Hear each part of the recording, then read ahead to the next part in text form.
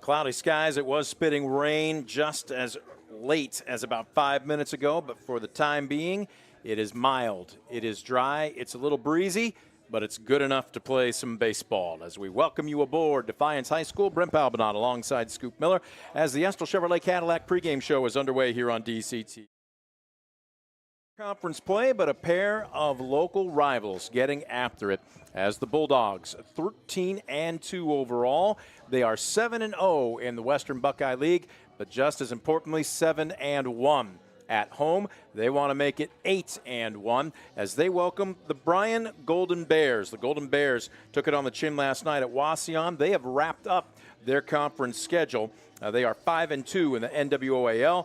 They are 9-7, I believe. Actually, 10-6 if I was looking at a couple of games that were not updated on the internet. But at the same time, 10-7, excuse me.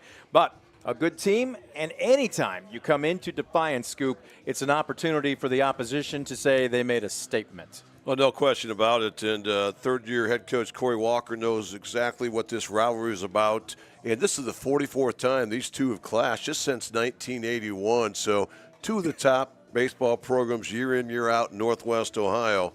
And again, anytime you can get a win on over the other, it's certainly a feather in your cap. And Bryan would like to get that here today. It is Veterans Appreciation Day. Thank you to everybody that has served. And I'm not sure if they already had their acknowledgement or if that was they did. Okay, we were hoping to get it on for you, but rest assured, welcoming and respecting those that have served our nation in the armed forces. Let's go ahead and get you your Baker Schindler Company starting lineups. Let's go ahead and start. First for the visitors, the Golden Bears, as we mentioned, 10-7 overall. And with their loss last night at Wauseon, now 5-2, or is it 5-3 in conference? Oh, they're 5-2, but they beat Wauseon last night in Wauseon 10-5. So that was a big league win for Bryan, but they still trail leader Archbold, who's sitting at 4-1. Archbold, of course, their only loss was to Bryan a week ago. All right, so I must have misunderstood, Coach. I thought he said they dropped that one 10-5. I don't know why you'd shortchange your team of victory, but just the same, maybe he's just trying to poor boy it to maybe deke Defiance a little bit. So with that said, he will send the following 9 to the plate. It will be Noah Heward, the shortstop, to lead things off. Noah Heward this season hitting .294 on the year. Batting second, it will be Jace Kepler. Kepler, the senior third baseman. Kepler hitting a robust .523. In the 3-hole, Carter Dominique will be the first baseman. The junior, he is starting to get some looks from Division II schools. He might possibly play his way up to an even higher offer. Batting cleanup, it will be Cole Urin. Urin batting fourth and playing left field. Again, he comes into this evening's contest hitting an even .200. Batting in the 5-hole will be Lazarus Lane, the senior second baseman. Connor Luce will be the DH. He will bat sixth.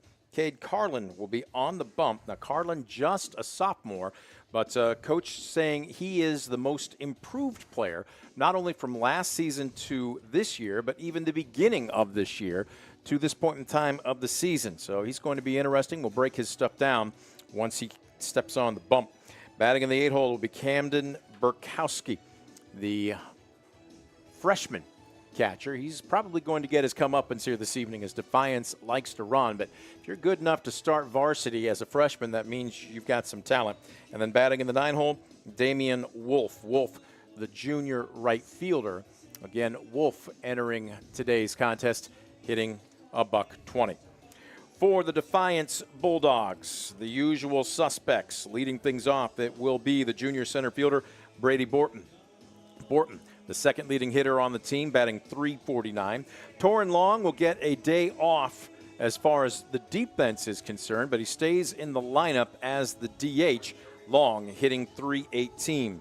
Noah Gomez, the junior second baseman, will bat third. He leads the team in batting average at .415. Garrett Rodenberger, the big burly left fielder, will play left field and hit cleanup. Rodenberger on the season, hitting .325. He also has got some power numbers behind that, as he's got 3 doubles and 1 triple. Batting fifth, it will be the junior first baseman, Khalil Ligon. Ligon, again, when he's not on the bump, is the first baseman for the Bulldogs. Ligon coming into today's contest hitting .308. Cody Shaw will be on the bump, the 6'1 junior. Shaw's numbers, 3-1 on the season in 4 appearances with a 2.47 ERA. He's thrown 22 2/3 innings. He's also allowed 8 runs, all earned, 14 walks against 22 strikeouts, and opponents hitting .205 against him. Scoop, we had a chance to see him against Central Catholic, 90-plus mile-an-hour fastball. In talking with Coach Weaver a little bit before the game, said they're still working on getting consistency and a little more snap on his breaking pitch. They want it to be a true 12-6 curve. Right now, it's more of a hybrid there. I told Coach, I said, if we call it a slurve, is that going to be an insult? And he goes, no, because that's exactly what it is right now. It has a little bit more lateral down break, more of an 11-7 than a 12-6. Doesn't mean you can't be effective with it, but they're still working on getting it perfected. Yeah, and he's a guy that's gotten better each and every time out there on the bump, so I'm curious to see how well he performs today. He just seems to have that upside. He seems to get more confident with every inning pitched. And again, he's going to need today against this Bryan Golden Bear team. It comes in looking to get their 14th win against the Bulldogs here in the last 40 seasons. Bottom third of the lineup as follows. Christian Conley, when Shaw's on the bump, he is behind the plate, the senior catcher. Again, Conley's numbers on the season, hitting .259. Hitting in the 8 hole, it will be the junior shortstop, Breslin Zippel. Zippel had a tremendous start earlier this week as he went the distance, a complete game shutout. Absolutely, we'll take some. You betcha. Thank you, sir. He'll take one as well. Again, we'll let you know about the Veterans Appreciation Game a little bit throughout the contest. But again, Brez Zippel went the distance, striking out 9 on a 3-hit shutout, but he's back in the field at shortstop. Scoop, he was hitting just .261 3 weeks ago. He has found his stroke. He went 2 for 3 that night as well in helping his team put up an impressive offensive performance. Zippel enters today's contest hitting .302. Yeah, that's one thing I looked at the stats last night. First thing I was looking for was Zippel because he's continually on the rise and he continues to put up some numbers now north of 300. And so that means he's probably been hitting plus 350 plus here the last 2 or 3 weeks. And rounding out the lineup in right field, it will be the junior Cohen Stockman. Stockman entering today's contest again, hitting .313. He has played in 14 of their 15 games. This will be his 13th start. So those are your starting lineups brought to you by Baker Schindler Company. Now, the Estill Chevrolet Cadillac pregame show about to wind down here as both teams have taken respective infields. The pitchers, they've already played long toss. They are plenty loose and ready to go. All we're waiting for are the officials, the umpires, to make their way onto the field, and we will get set with the national anthem. We'll take a quick timeout. We're back with more of the Estill Chevrolet Cadillac pregame right after this. You're watching DCTV Sports.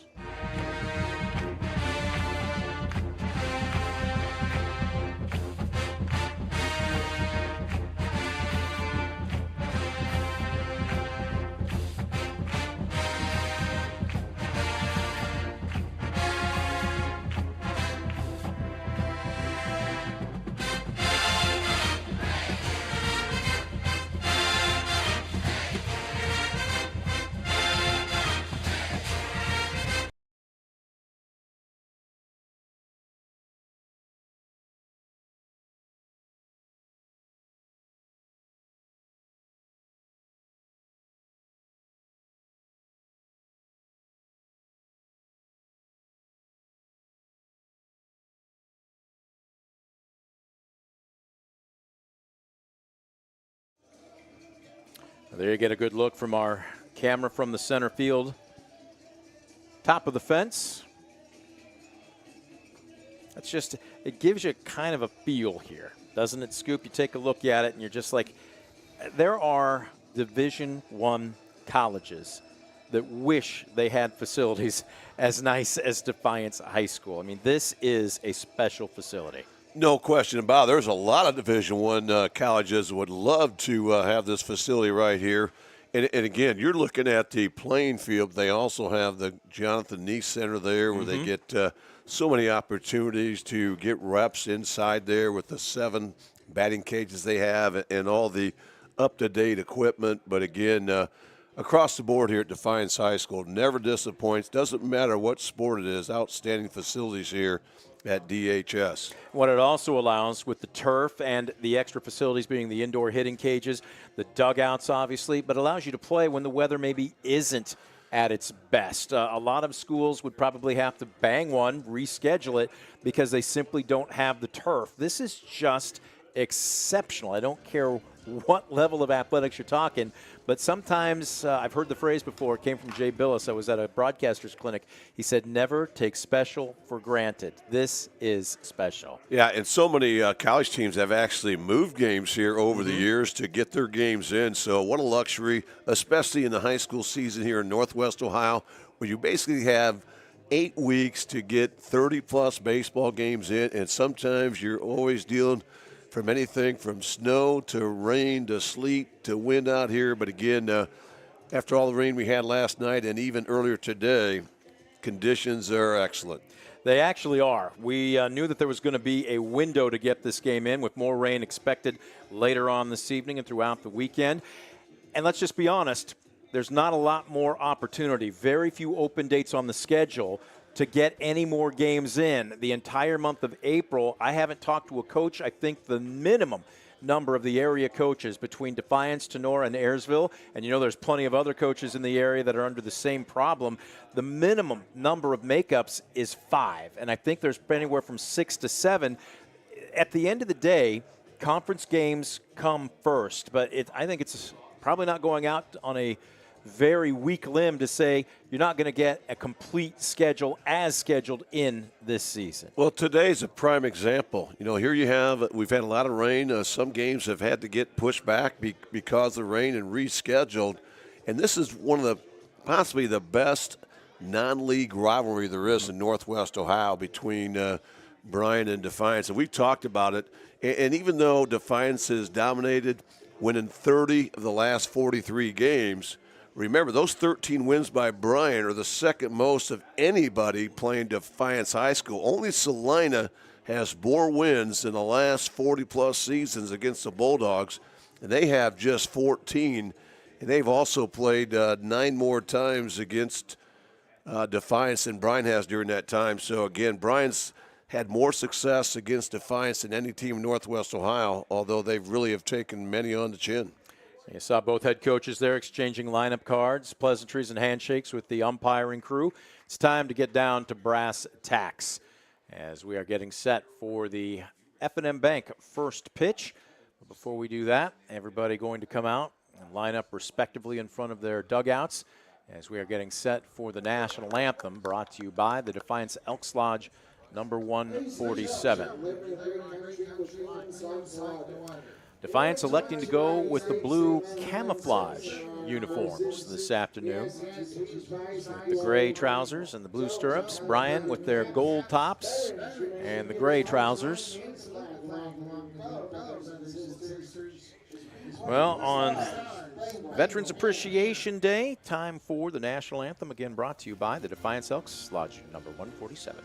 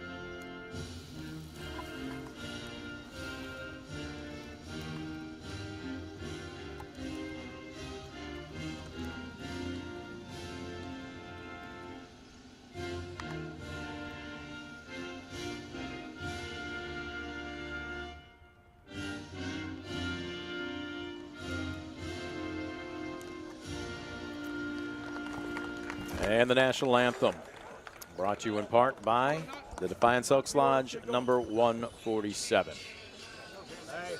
Time now to play some ball. And we talked about both teams being extremely busy trying to cram in as many games as possible before the end of the season, getting ready for the postseason.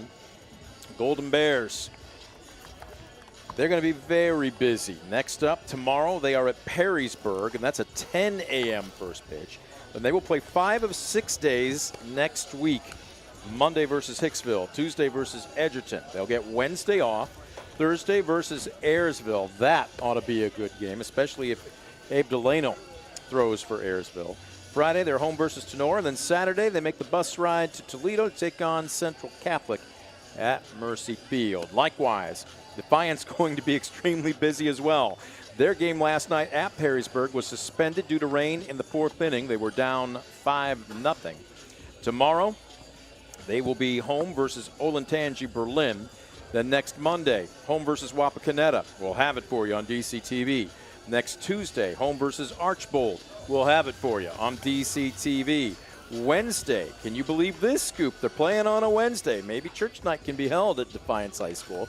They are at Salina. Thursday at Findlay. And then Saturday at Liberty Benton. So if you needed one refresher course, one day off, it's a Friday next week. But, man, both these teams are going to be busy.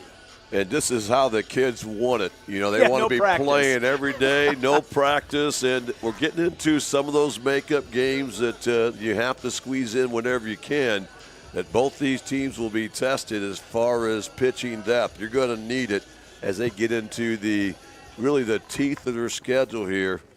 And this ought to be a dandy right here. 2 teams playing awfully well. Defiance winners of 6 consecutive ball games. Bryan winners of 4 of their last 6. Something we'll have to give here tonight. Cody Shaw has just finished his warm-ups, the entire infield there to give him a pat on the back, and we are getting set for first pitch. Noah Heward will lead things off. Heward hitting .294 on the season, but an on-base percentage of .403. He's drawn 8 walks, 7 strikeouts on the season. And the right-handed shortstop will dig in, awaiting the first pitch from Cody Shaw. On the way, good sinking fastball, misses a little low.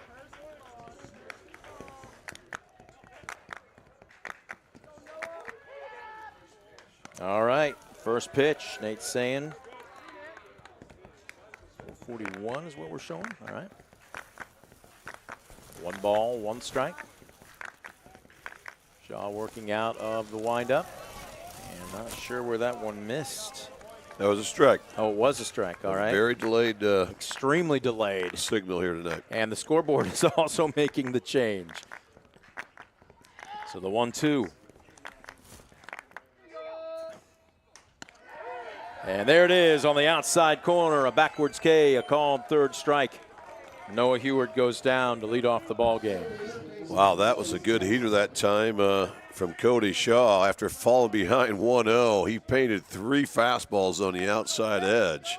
And a quick out here for the Bulldogs. So up next, Jace Kepler. Kepler, 3rd baseman, with a healthy .523 batting average. Kepler, no secret. You can see the brace on the left knee. He has a torn ACL and torn meniscus, and he's playing on it. Hall deals. Boy, that fastball's got some good arm side run. Strike.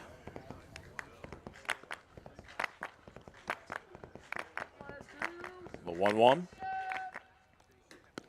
Shaw deals. That had a little bit of run. Was that a 2-seamer, or was he just coming across the body with it? Well, all of his fastballs near to going here really had a lot of glove side runs, so almost looks like a 2-seamer to me. And that one just misses off the outside edge. He wanted it to. Body language. He couldn't hide it. So now 3-1.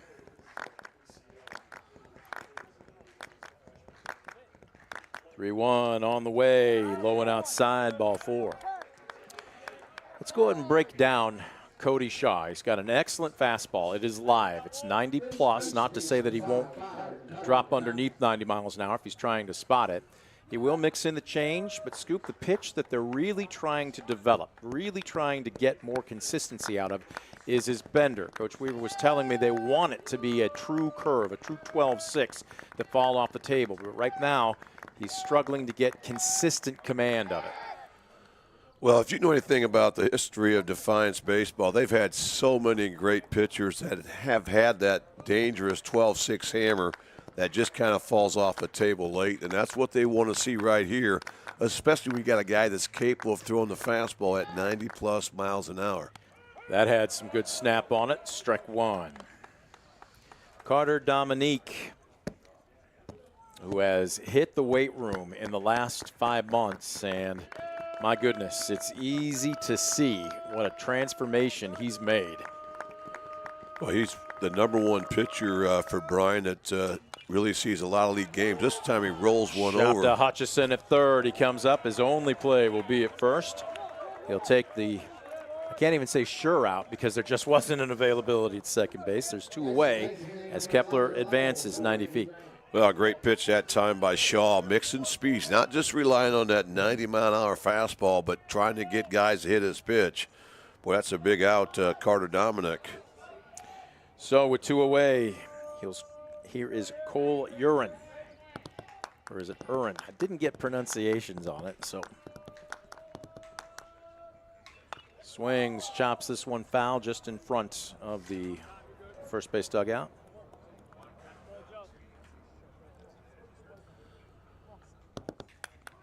You know, last 2 times we've seen Cody Shaw, much more consistency attacking the strike zone early, something he kind of struggled with his first few outings of the season. Again, you always want to get to those first 3 pitches to a batter in the zone. He's done that on 2 of the 3 first hitters, and both hitters he did that to, he's been able to retire. Right now, 1-1 count. Again, that also important third pitch right here, trying to get Urin in a negative count. 1-1. This one chopped foul, third base side. I just sent out a text. I believe it might be Uran. Does that sound correct to you? Yes. Okay. That's what we're going to go with unless somebody texts me a different pronunciation on Cole's last name. So Cole Uran looking at a 1-2 count. Shaw trying to get out of the inning with no damage done. Checks the runner at second. Oh, that's nasty. Breaks one off, and Uran, his knees buckled. He knew it. No complaints there. So no runs, no hits, no errors. 1 left the board. We're through 1/2 inning. Golden Bears nothing. Bulldogs coming to the plate. You're watching Defiance Baseball on DCTV Sports.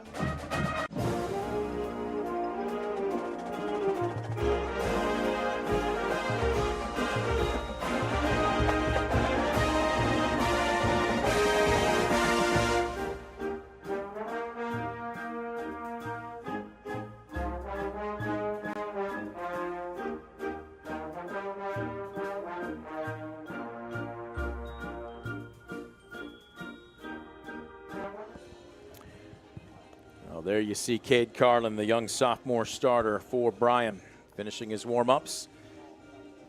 As you can hear, some patriotic music in the background over our crowd mics. It is Veterans Appreciation Day here at Defiance. The Army being honored right now. I'll wait for Anchors Away to be played, Scoop. Navy family, thank you very much. Don't think I could fit into my Class A whites anymore. I haven't been able to in quite some time. But no matter what branch of service you have served in, our appreciation going out to you no matter where you may be watching or listening today. Yes, we have a lot of veterans here in attendance this afternoon. Defiance has always been a proud community with so many veterans who did so much to give us the many things we're blessed with throughout our lifetimes. This included being able to just go out and enjoy the freedom to watch a ball game and maybe escape from the world just a little bit. Cade Carlin has finished his warm-ups. He will deal to Brady Borton, the leadoff man for Defiance. Torrin Long, the DH on deck, and Noah Gomez, second baseman in the hole. So we'll wait and see how they fare against the young sophomore right-hander. Yeah, the 5'8" righty, this will be a 6th start. He's 2-1, 3.92 ERA, has a whip of 1.6. Opponents hitting just 208 off of Carlin this season. Will set the Bryan defense after this pitch as the first one short hops the freshman catcher Camden Bukowski. So it's an all underclassmen battery. Sophomore pitcher, freshman catcher. We'll set the rest after this pitch. Swing and a miss right down central from left to right on the infield. A trio of seniors and then a junior. Chase Kepler at third, Noah Heward at short, Lazarus Lane at second, and Carter Dominique at first. Pulled a string there and got Borton out on his front foot, and he's now down in the count, 1 ball and 2 strikes. Trio of juniors from left to right in the green. Cole Uran in left, Mason Welling in center, and Damian Wolf in right. Bringing the heat, misses in the cellar, and the count evens up at 2 apiece. Borton entering today's contest. Second highest batting average on the team, 349. Oh, and he checked his swing. He did not. He went. They'll go down to first just to be safe. So scored a strikeout and 2-3 officially in the books for the first out here in the Defiance first. Great job there by Carlin. You know, after talking to Bryan head coach Corey Walker, he thought the key for Carlin, he has to live downstairs. He certainly did that on Borton. He's able to get his first punch out of the night. That is a career rank strikeout. As the number 2 hitter, Torrin Long, DH, digs in. Long batting .318. Now the breakdown on Cade Carlin, still an underclassman, still trying to learn the craft, so to speak. As the 1-0 is a delayed strike, 1-1. Carlin will operate in the upper 70s, maybe lower 80s if he really humps his fastball up. So school zone as he breaks off a bender there for a strike. But again, brings a hybrid for his breaking pitch. Scoop, again, not unlike Shaw. They want it to get to a true 12-6, but it's more of a slurve as this one misses low.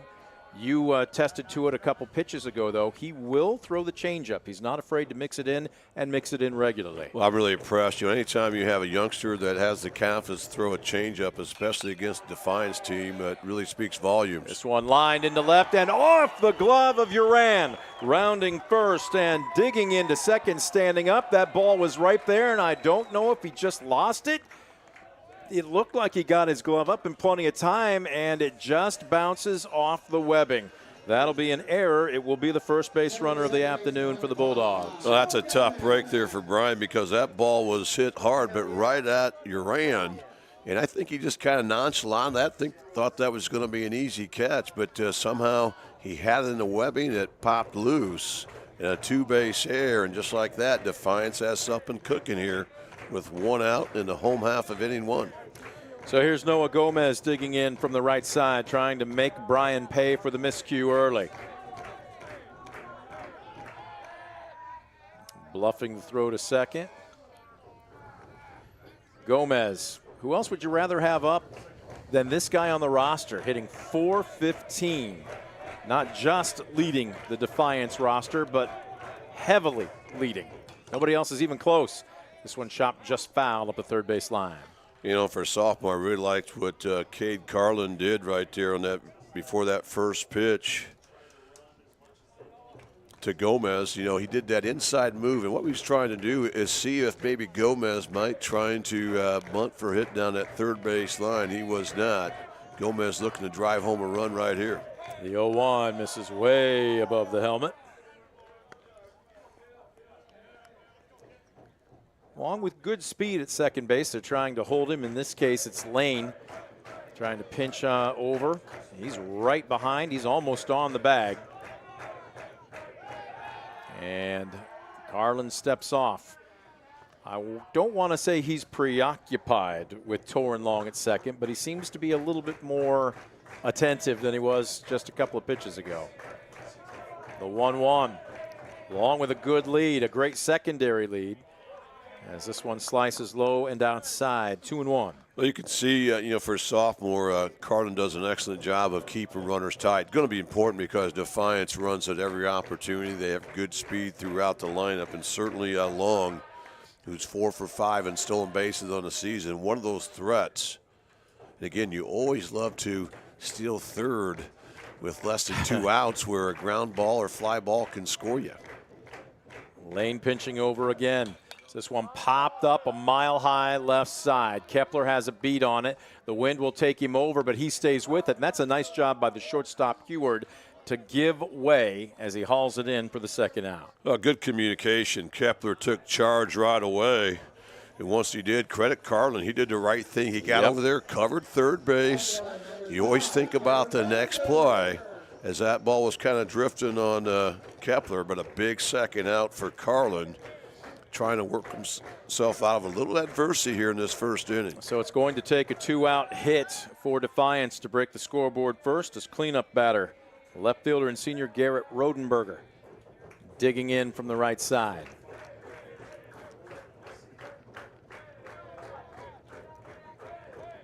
Carlin deals. A little bit of a late decision on the swing. Fouled off the fists. Well, that time Carlin challenged him with a fastball right away on the outer half.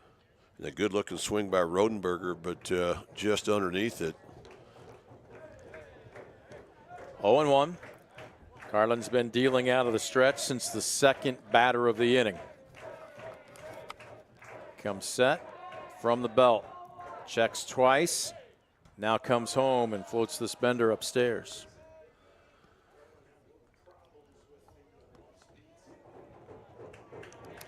Well, again, with a 1-1 count, first base is open. The last thing you want to do, though, is extend the inning. But you can't get careless to the big, beefy senior left fielder. Well, I totally agree. And right now he's had problems locating that curveball. Yep. So I think if you're Rodenberger right now, you're selective here up in the count, but you're certainly looking fastball here and trying to drive home long from second base. The 2-1 on the way. Oh, he challenged him upstairs. It appears that Rodenberger was looking for something other than the heater because he took a very late swing at it. It really was. That really caught me off guard there because he's had some problems locating that curveball. You thought he was going to go fastball, but Rodenberger was thinking else. The 2-2 brought the heat here, lifted down the right side, slicing foul, giving chase as Wolf, but he's out of real estate. So Carlin continues to really pitch out there. You know, he's a guy that's not going to blow it by you, but he's doing a great job of moving the baseball around. We've seen him go upstairs, downstairs. Really done a nice job going inside and out as well. 2-2 on the way again, and he got him on the outside corner. Rodenberger goes down looking. Second strikeout of the inning, and it snuffs out the Defiance threat here in the bottom of the first. No runs on no hits, 1 error, and 1 left aboard. We are through 1, no score. Bulldogs and Golden Bears back after this on DCTV Sports.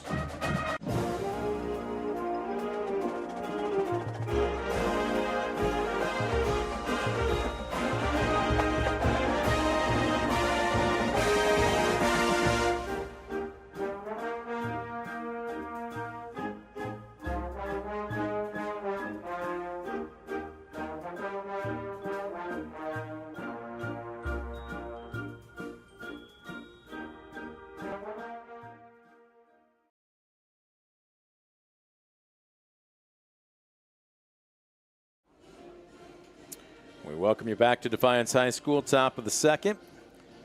Was the Army after the end of the first half inning as we go to the top of the second on Veterans Appreciation Day. Off we go into the wild blue yonder, the Air Force being recognized as we get set for the top of the second. Cody Shaw finishing his warm-ups. He will deal to 5, 6, and 7. Lazarus Lane, Carter Luce, and Cade Carlin. Infield meeting up on the bump. Everybody kind of high-fiving each other here.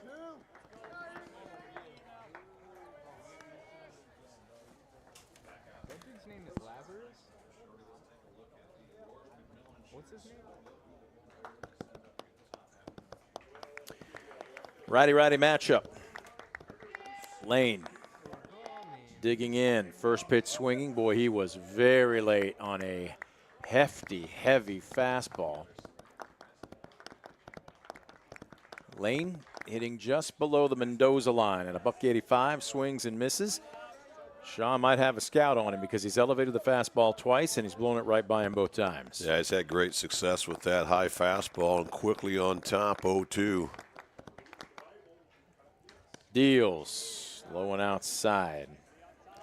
Still ahead in the count here. I don't want to say waste a pitch because the 0-2 would have been the opportunity. But do you bring him a different look of the bender, maybe try and spot it a little bit better this time? I don't think you speed up the bat here. I think you try to go with the heat, and that time he did, but that one was well upstairs there.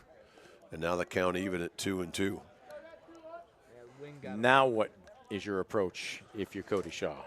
Well, you know, I think he's going to go curveball, but I would stay with the fastball myself. He's got that great arm, and there it was. He did, and he Good painted heat. it beautifully on the outside corner. Lane, a backwards K for another Premier Bank strikeout to lead off the Bryan second. Great job by Shaw. I mean, that's just a high baseball IQ right there. You blew a couple fastballs by him, and don't speed up the bat by trying to out-trick him. Just go out there with your best stuff, have confidence. That's exactly what Shaw did, as he now has 2 Ks here in the early going. Digging in, the left-hander. Got her loose, swing and a miss, the DH.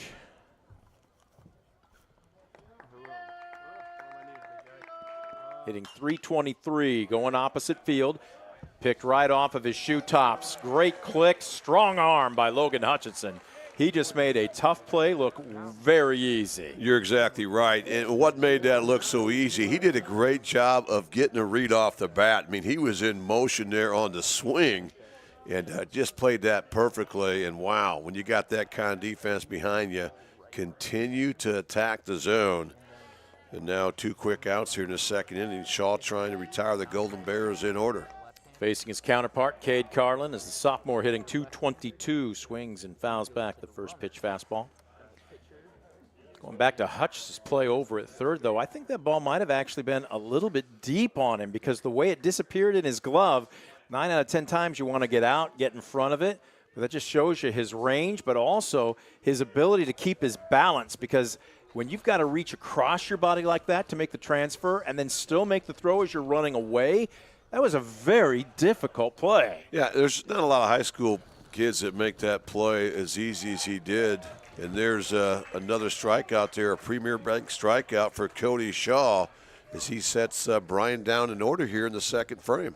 That will be his 4th strikeout of the afternoon. No runs, no hits, no errors, and nobody left aboard. We're through 1.5 at Defiance. Bulldogs will come to the plate.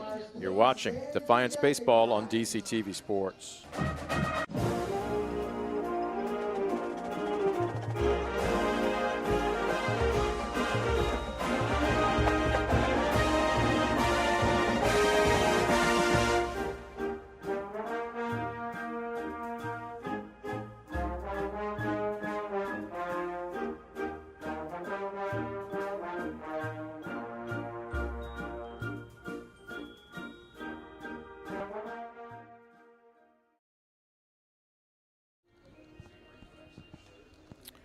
There you see the sophomore right-hander Cade Carlin for Bryan finishing his warm-ups as we head to the bottom of the second.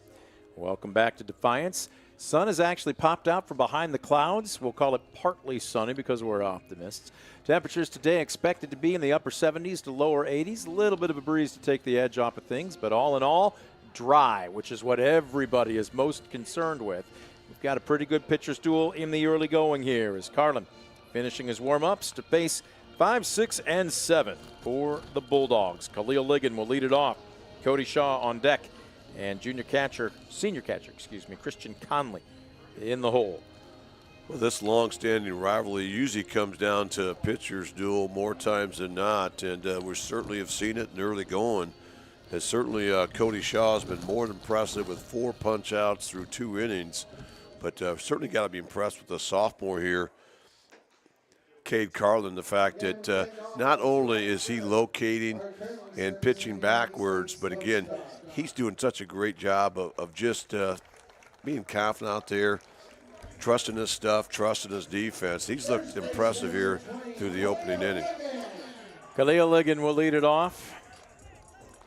6'5" first baseman hitting .308. As a matter of fact, as I'm looking down here, Scoop, 1, 2, 3, 4, 5, 6, 7, 8.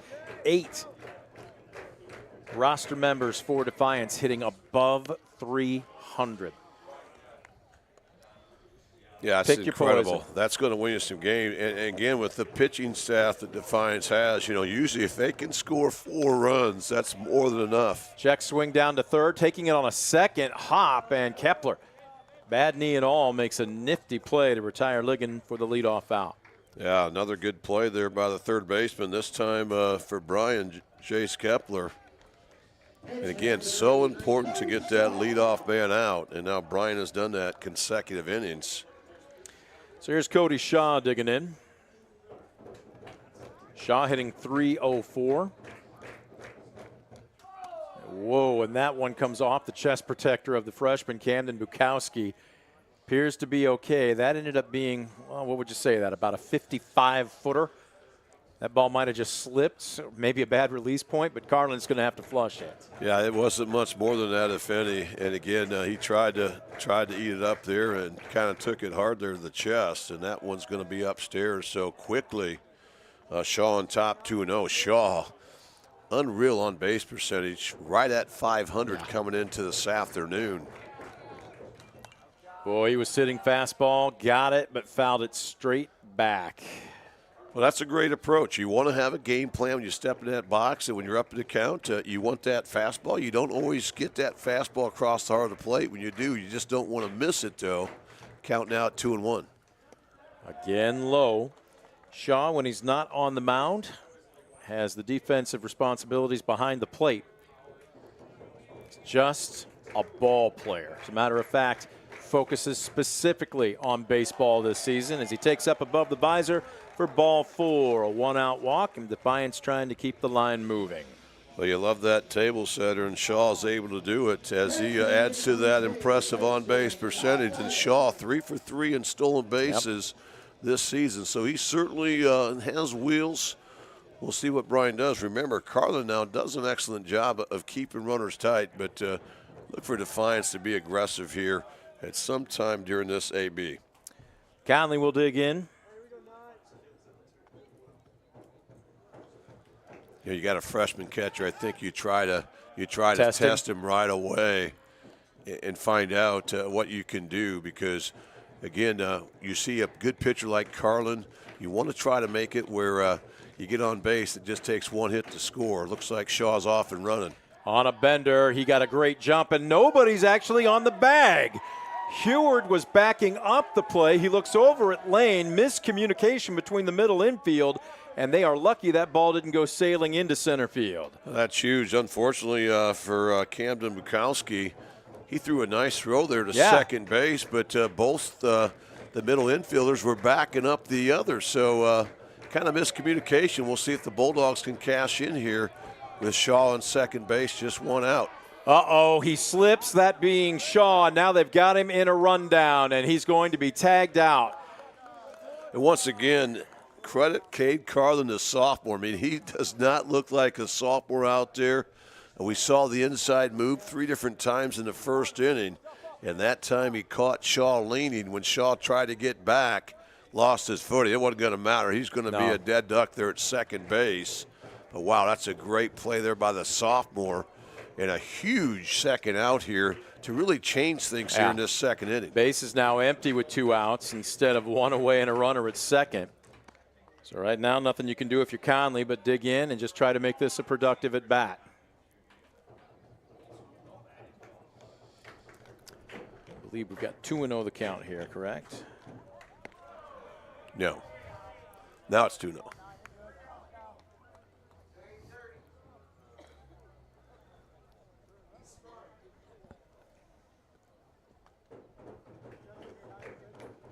Carlin looks in, misses upstairs. That is ball 4. Okay. There you go. I thought that first pitch corrected. just wasn't marked up there. That was ball 4. So a 2-out walk for Conley. This is what you got to do. You had a tough break there getting picked off by Shaw, but now with 2 outs, you got to keep finding a way to grind things out. And again, Conley That was his 11th walk of the season. Big reason why his on-base percentage is .462 and rising. Speaking of rising, Breslin Zipfel's batting average over the last 3 weeks is up over 40 points. He was at .261 just a couple weeks ago. He has since figured a few things out, and talking with Coach Weaver, basically it was a load problem, and he started to get out a little bit in front more often than they'd cared to. I'm not sure that we've seen him pull the ball. I've seen him go up the middle once, but he's primarily an opposite field hitter, and it has been working for him as he brings a .302 average into today's contest. Runner goes. Bukowski's throw down to second is not in time. Sliding in safely is Christian Conley. And again, Defiance keeping the pressure on. That is Conley's 4th stolen base, and yet again, 3rd time this afternoon they've put a runner in scoring position. Yeah, great job being aggressive, but now Zippel down in the count 0-2 here, trying to get that clutch 2-out, 2-strike hit. And goes down looking.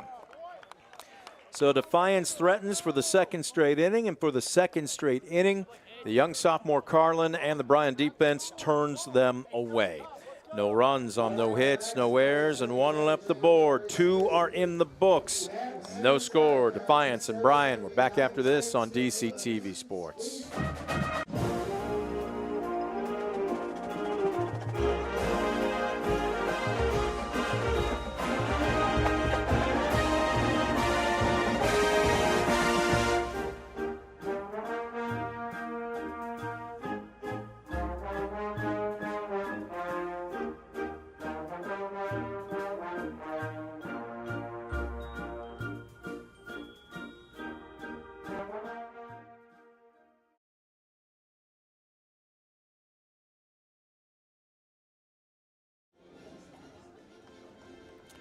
From the halls of Montezuma, the Marines getting some respect.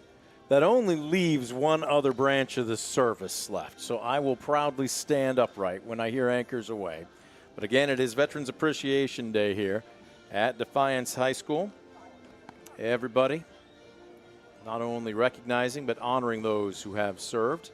They're seeing a pretty good pitcher's duel here. So far through the early going, it's a shutout as we get set for the 8th, 9, and then leadoff hitters to take their cuts against Defiance starter Cody Shaw.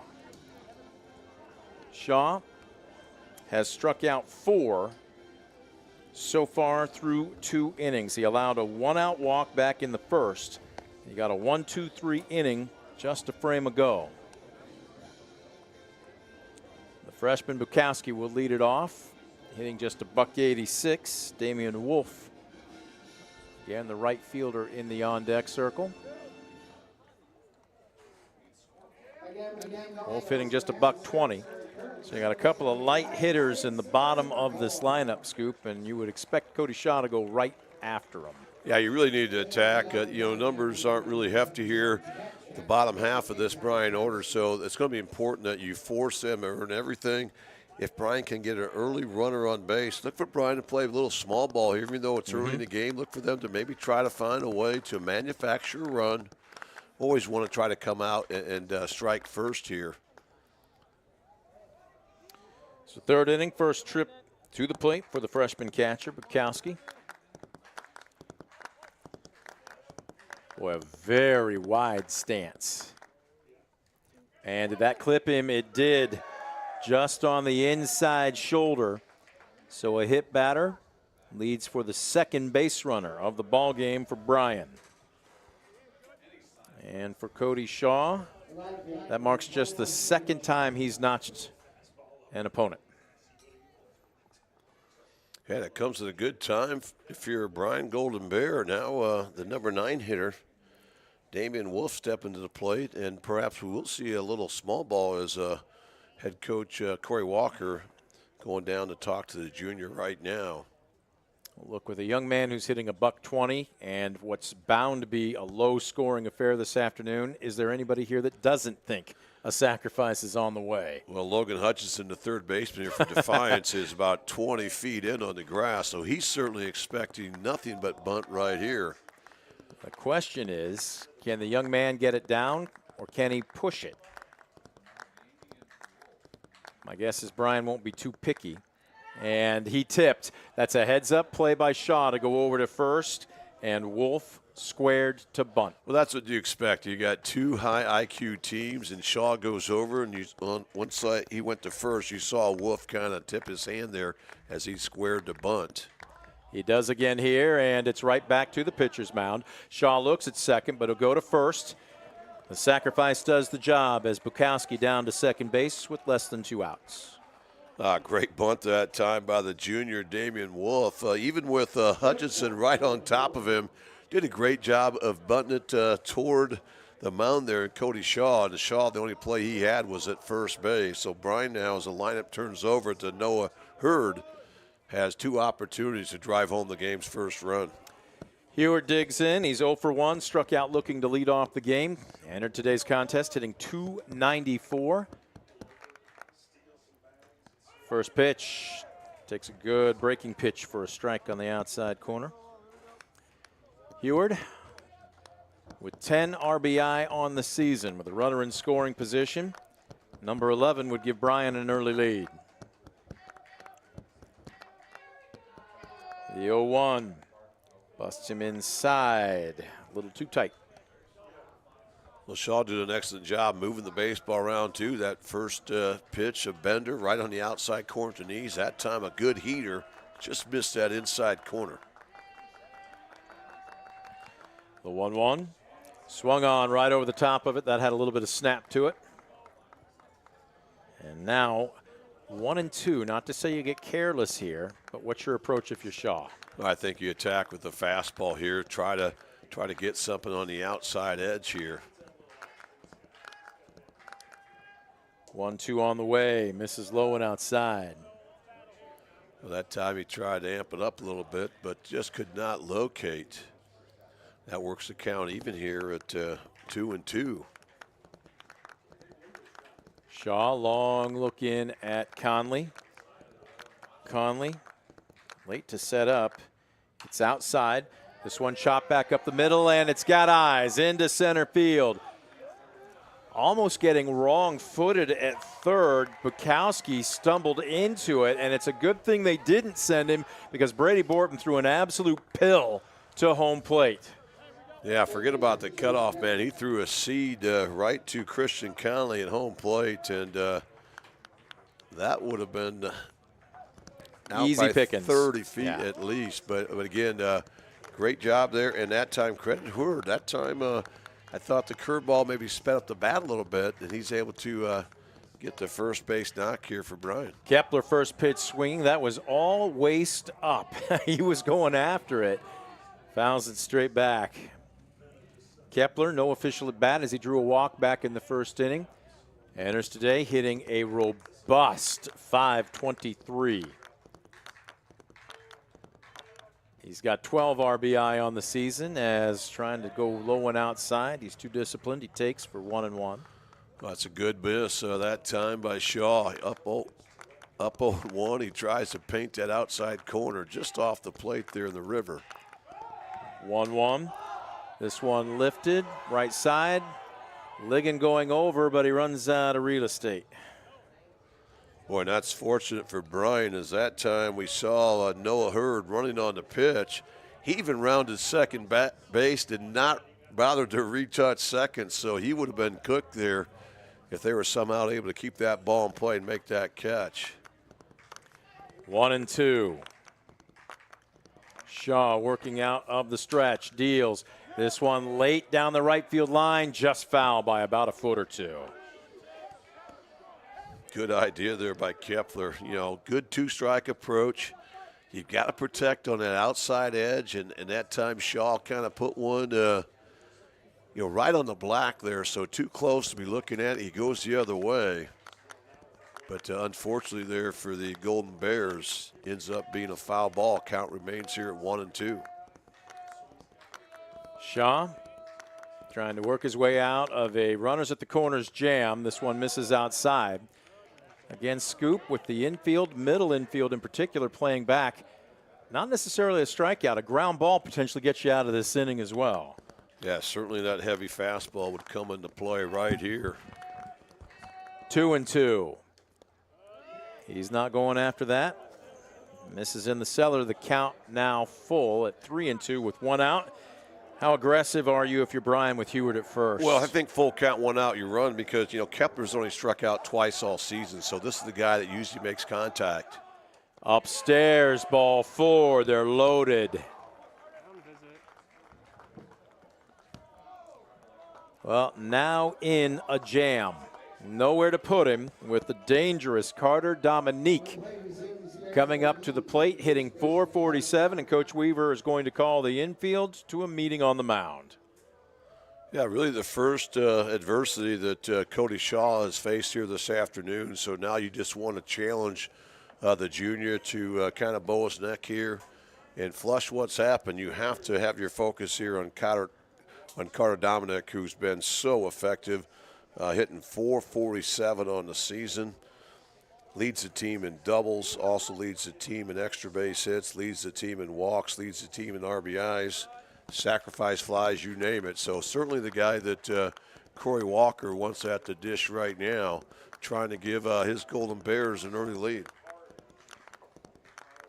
As you heard Scoop mention, Dominique leading the team with 16 RBIs. He takes one painting the black on the outside corner. He's got a teammate at every base. There's nowhere for Cody Shaw to put him. Top of the third. One down. Base is full of Golden Bears. Off speed, checked up. Dominique really filling out the uniform. As the coaching staff said, finally got serious about the weight room about 4 or 5 months ago. Swing and a miss. He was looking for something else and made a very late decision, coming up empty on the fastball. Another clutch pitch there from Shaw. He kind of made Dominic look a little silly in that swing, but Dominic here right now 1-2, looking to be situational here, drive home a run. Deep breath, he deals. Got him swinging. Strike 3. That is a Premier Bank strikeout, and none bigger in this ball game than the 5th thrown by Shaw. Boy, that's huge. Anytime you got one of the more dangerous hitters in the NWOL and you get him on a punch out in that particular situation, you kind of breathe a sigh of relief, but they're not out of the woods yet. But you certainly now can see that light at the end of the tunnel. It's a little bit bigger than it was. Uran will dig in. 0 for 1, struck out looking to end the first. Takes a strike here. Boy, you just kind of see Shaw right now. He's in beast mode, Scoop. He is locked in and ready to go. Long peer in. Comes from the belt. Misses low and away. You can see Shaw is really trying to attack that outside edge. Paints a couple fastballs. The first one, a really good one. That one just a few inches off. Evens up the count here at 1-1. Base is loaded with Golden Bears. Shaw deals. This one grounded to second. Gomez has it. Flips to Zipfel covering second. And that is a bullet dodged by the Bulldogs. Score at 4-6 on the fielder's choice. The out at second. And that will do it for Bryan here in the top of the third. No runs on one hit. No errors. They're left loaded. No change in our scores. We head to the bottom of the third. You're watching Defiance Baseball on DCTV Sports.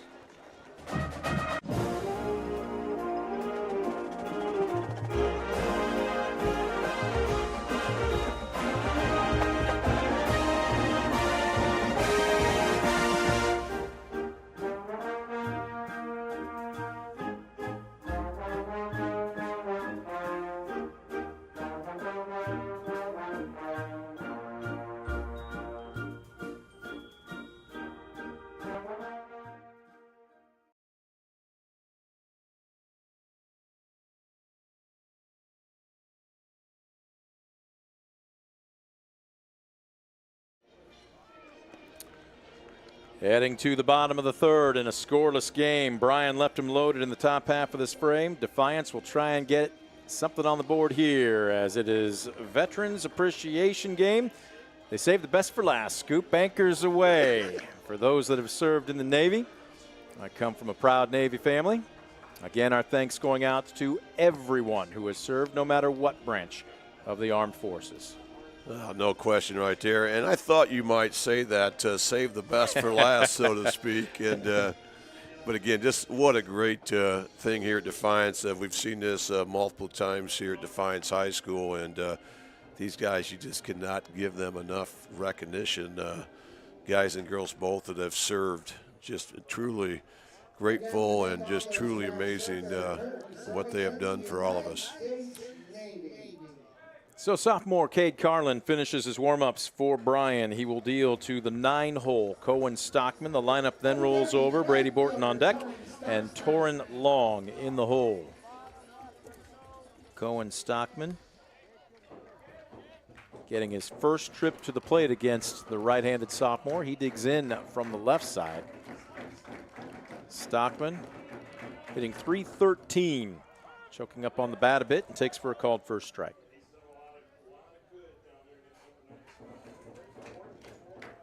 You got a guy hitting above 300 in the 9-hole. As this one a little early on it, pulls it foul up the first base line, so he'll have to be protecting. Now down 0-2. But to finish that spot, Scoop, when you got a 9-hole hitter who is batting, and in this case, well above 300 at .313, after that first inning, it's almost like an extra leadoff man. Yeah, so important. And he also has decent wheels, also leads the team in doubles, so he's been very productive. And there's a nice-looking bender that time from Carlin, who now has 4 Premier Bank strikeouts here on the day. We've just gone 2 1/3 innings for that young man right now. So the lineup turns over. Brady Borton 0 for 1. He struck out swinging to lead off the ball game in the Defiance first. He'll dig in here. This one misses around the shoe tops. Yeah, quality miss right there. Trying to nibble on the knees there on the outer third. Just misses downstairs in the basement. This one paints the inside corner. I tell you what, Carlin's not afraid to work both halves of the plate. Lots of times when you see underclassmen, they're afraid to bust you inside, but he's not. This bender misses. Yeah, he's certainly not pitching like a sophomore. He just has so much maturity out there, understands how to hold runners, how to move the baseball around, how to change speeds. 2-1. Swing and a miss. He has done just enough to keep Defiance hitters, I don't want to say guessing, but they certainly haven't measured him yet. 2-2. Pulled a string, got him way out on his front foot, and Brady Borton is a strikeout victim for the second time in as many at-bats. Another Premier Bank strikeout, and that was a good-looking slurred ball. You know, that was one of those kind of hybrids there. Not really a true hammer, but that had a lot of good movement on it. It just kind of ate Borton up there. So here's Torin Long digging in, doing the DHing chores here this afternoon. Remember, Long reached on an error back in that first inning with 1 out, but was left stranded when Carlin was able to get a big punch out there to end the frame. Takes downstairs for 2-0. Defiance has put a runner at second 3 times in this ball game. Still nothing to show for it. Right now you have to attack the zone. You got a great start here, but do not jump start and ignite this Defiance offense that's been kept in check.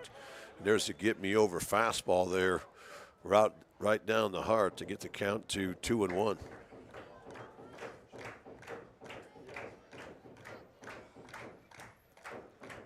Carlin toes the rubber. High, tight leg kick, deals. That's ball 4. So here we go again. Defiance has put at least 1 aboard in every inning so far. Matter of fact, they've put 3 as far as second base, but they just haven't been able to come up with the key hit when they've needed it. We'll see if Noah Gomez can provide one here. Gomez hitting .415 entering today's contest. He's 0 for 1. hit a sky-high pop-up on the infield that was recorded out by third baseman Jace Kepler. And the control has been the only kink in the armor of Cade Carlin. You know, he came in with 17 walks in 19 2/3 innings. Oh, quick throw over. They thought they were going to maybe catch Long napping, but he gets back head first. He's now surrendered 3 base on balls here to Defiance, and certainly a running situation here for the Bulldogs. Another quick throw over. Carlin certainly knows it. When you're down the count, you really don't have the luxury of pitching out here. From the slide step, runner goes. Bukowski's throw down to second. It is high and just in underneath the tag of Heward. Tell you what, if that throw is a little bit lower, he might not be standing at second base. Yeah, if that's waist high or lower, that's certainly going to be a caught stealing. But instead, Defiance now has another runner in scoring position. But that 2-out hit has eluded the Bulldogs to this juncture. 2-0 to Gomez. Make it 3-0.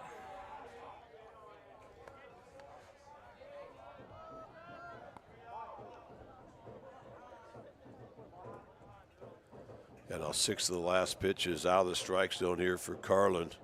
And they're going to surrender the intentional walk here with the count 3-0 instead of risking a pitch across the heart of the plate or maybe risking a wild pitch. They're going to put Gomez on. That brings up Garrett Rodenberger, who struck out to end the first inning.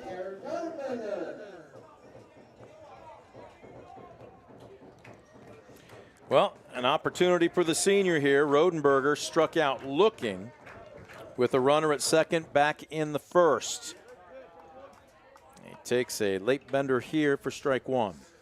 And I love the decision by Coach Corey Walker to, you got any inclination, you put the guy on. I mean, you're certainly not out of the woods here with a dangerous Rodenberger at the plate, but I think you try to pick your poison. Another strike. Another nice bender that, again, catches that outside edge. So quickly, Carlin on top of Garrett Rodenberger, 0-2.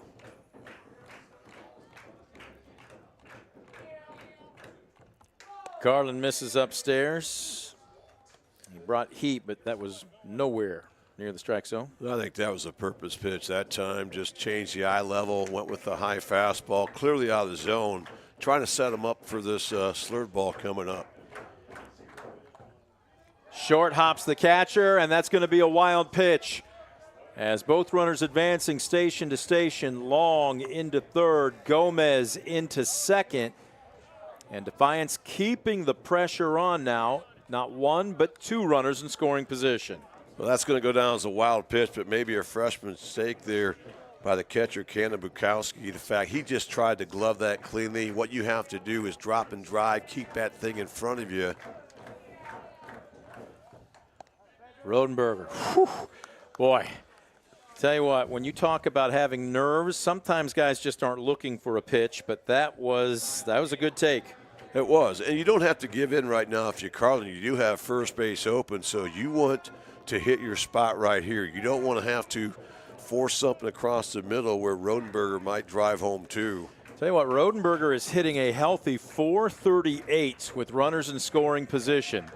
First base is open. Will they deal to him? Again, a little bit of a long swing there. Almost, is he having problems picking up Carlin? It just seemed like that was a little bit late on pulling the trigger. Was he looking for a different pitch? Well, no, I think it was late. You know, that was one of those curveballs, and you think he'd be on time for that, but he did look a little bit tardy. He stayed alive, so here we go again. Carlin deals. Fastball that time he was sitting on it, and he's talking to himself now as he fouled it straight back. And I love the aggressiveness on second base by Noah Gomez. With 2 strikes and 2 outs, he was moving. going on swing. As soon as he saw the swing, he was taking off. I love that. Trying to score with 2 outs here. Payoff pitch on the way again.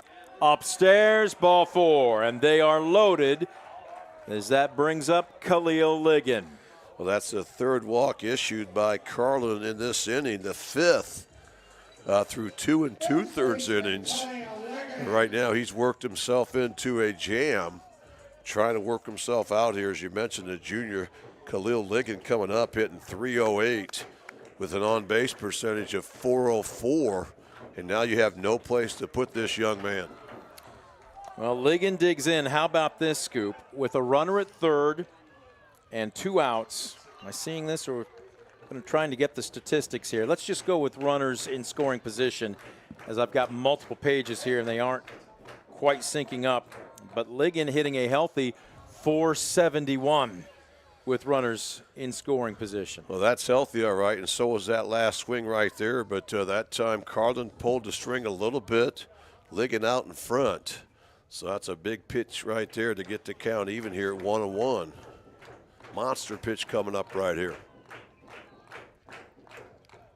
Off speed, check swing, he fouls it back. He got him on that same pitch in his first at bat to tap a number to third base, and now he's down in the count 1-2. A great job again by Carlin, who's really battled. He has not had his best stuff this entire inning, but he's competing out there right now, just one pitch away from getting out of a serious jam here with bases loaded, 2 outs in the third inning. Long at third, Gomez at second, Rodenberger at first. The 1-2 on the way from Carlin. Got him swinging, strike 3.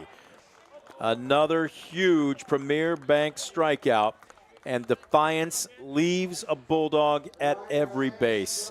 No runs, no hits, no errors, bases left loaded. 3 are in the books. Bulldogs nothing.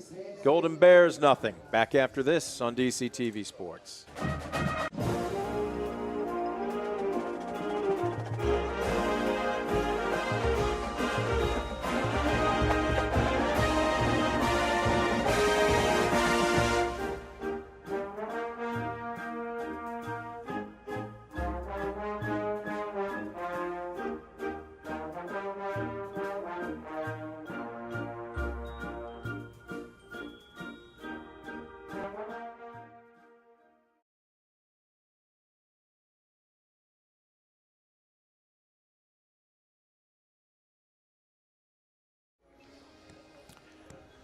Still plenty of sunshine, but as you can see, the infield kind of casting a little bit of shadow as we welcome you back to Defiance.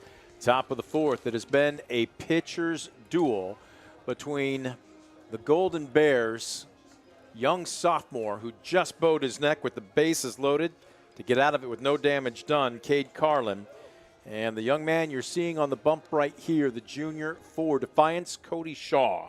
Scoop, you almost get the feeling that the first team to blink, I don't want to say one run will win it, but you get that feeling right now. Well, both coaches know it. You know, we've seen Coach Rick Weaver time and time again when he gets a runner on base. They've been aggressive, trying to get into scoring position with the stolen base, trying to manufacture a run. We've seen Bryan go to a little small ball. They haven't had near as many opportunities. They've had limited base runners. But again, both these teams understand that this may come down to a run. And remember, you know, Defiance has thrown a couple shutouts this season, shutting out Shawnee, and also that nice, impressive 1-0 shutout that Shaw threw against Toledo Central Catholic last week. Meanwhile, Bryan has 6 shutouts on the season, so both these teams can really get into pitchers' duels. And as we mentioned, in this great rivalry, we've seen it so many times. Lazarus Lane digs in for his second trip to the plate. He's 0 for 1, struck out looking to lead off the second. Takes a healthy cut here, comes up empty. Hitting below the Mendoza line, entering this afternoon's contest at a $185.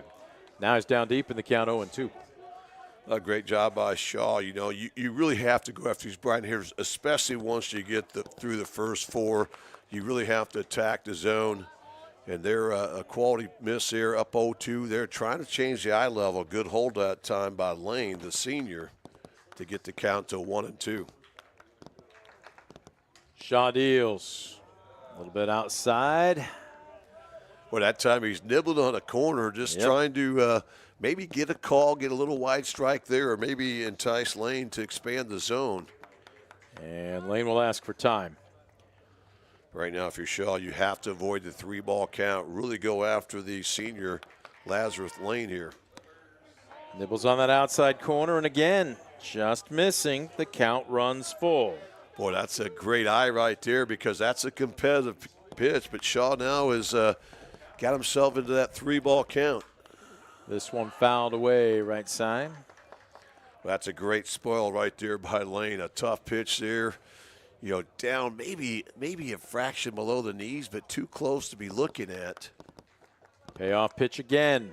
Got him looking. Strike 3. Well, that's another Premier Bank strikeout for Shaw. And again, he continues to pound the zone. He now has 6 punch-outs here on the afternoon. So that'll bring up Carter Lewis, second baseman, left-handed hitting. 0 for 1 with a ground out to third. Takes the low one away. It's really a nice play by Hutchison over at third on a ball that he scooped off of his shoe tops that I think was maybe a little deep, almost maybe a half a foot behind him. With his momentum moving away from first and his glove behind him, he just made an incredible throw. It's the 2-0. There's a strike.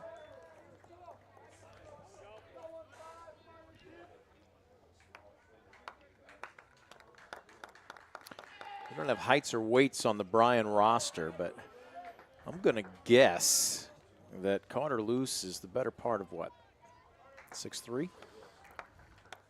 Looks like well, he's corn-fed up there, but he looks like a strong young man. Another shot deep in the hole at short, backhanded by Zippel. What a cannon! It wasn't even close. My goodness, Breslin Zippel showing off not only the nifty range, but the incredible arm. Yeah, that's just unfair because in high school ranks, that's always a base hit. There's not many kids could not only get to that baseball, but once they do, have a chance to throw them out. But you saw a little bit of the supremacy there on the defensive side of things there by Zippel because he made that throw and he had a couple steps to spare there. And right now, Shaw trying to get the Golden Bears down in orders. Takes upstairs. I went down to talk to Brez Zippel before the game. I just said, have you decided? Because he's been talking all season long about football, but then baseball, whichever sport's in season is his favorite. And he told me, I said, what do you want to play at the next level? And he said, right now I think I'm going to focus on football. And you see right there, that is an elite defensive shortstop play. It's one of those situations where I think he could play at the next level if he figures a few things out at the plate. Oh, there's no question he can play at the next level. And again, just a special talent. Again, there's only a handful of young men that are going to make that play in the high school ranks. When I say next level, I'm talking high next level. I'm not talking D2 or even some group of fives. Is this one up the middle and underneath? Zippel's glove scoots into center field. Seeing eye single with 2 strikes and 2 outs keeps the line moving for Bryan. Oh, great job there by the sophomore Carlin to extend this inning and put a little bit of pressure here on Cody Shaw, who has really up until that last inning had not been tested. I like the play Zippel did right there. He realizes the speed there of Carlin. If he lays out there, dives, no way, even if he gloves it, he's not going to make the play. Yep. He tried to make this pop-up slide there and have a chance to throw him out. Ball gets through. Again, great effort there by Zippel. And just the second Bryan hit of the afternoon. So here's Bukowski digging in. Saw one pitch. It hit him in his previous at-bat, and as the freshman takes a little bit of an unorthodox swing. 0-1. You know, normally in this situation you might consider running in an 0-0 ball game. I don't think Bryan is going to really attempt that here with 2 outs and the 8-hitter up here in his 4th inning. 0-2, Shaw trying to bow his neck, possibly pick up another strikeout.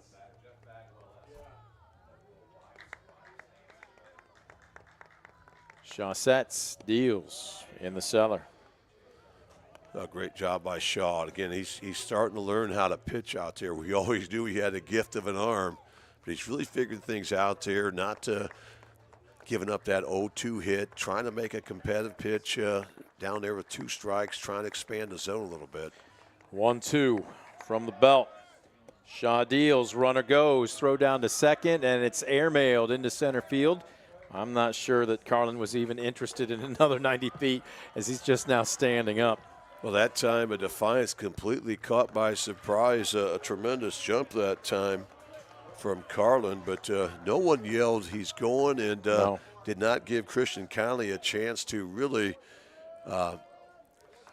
react and get that throw down there in time. And fortunate he does not go all the way to third on that. Deuce is wild. 2 balls, 2 strikes, 2 outs. There's a swing and a miss. And Shaw, he was so locked in, he didn't realize that was out number 3. As that is now strikeout number 5, another Premier Bank strikeout, and it keeps the Golden Bears off the scoreboard. No runs on 1 hit, no errors, 1 left aboard. 3.5 now played here at Defiance. No score. Bulldogs coming to the plate when we come back on DCTV Sports.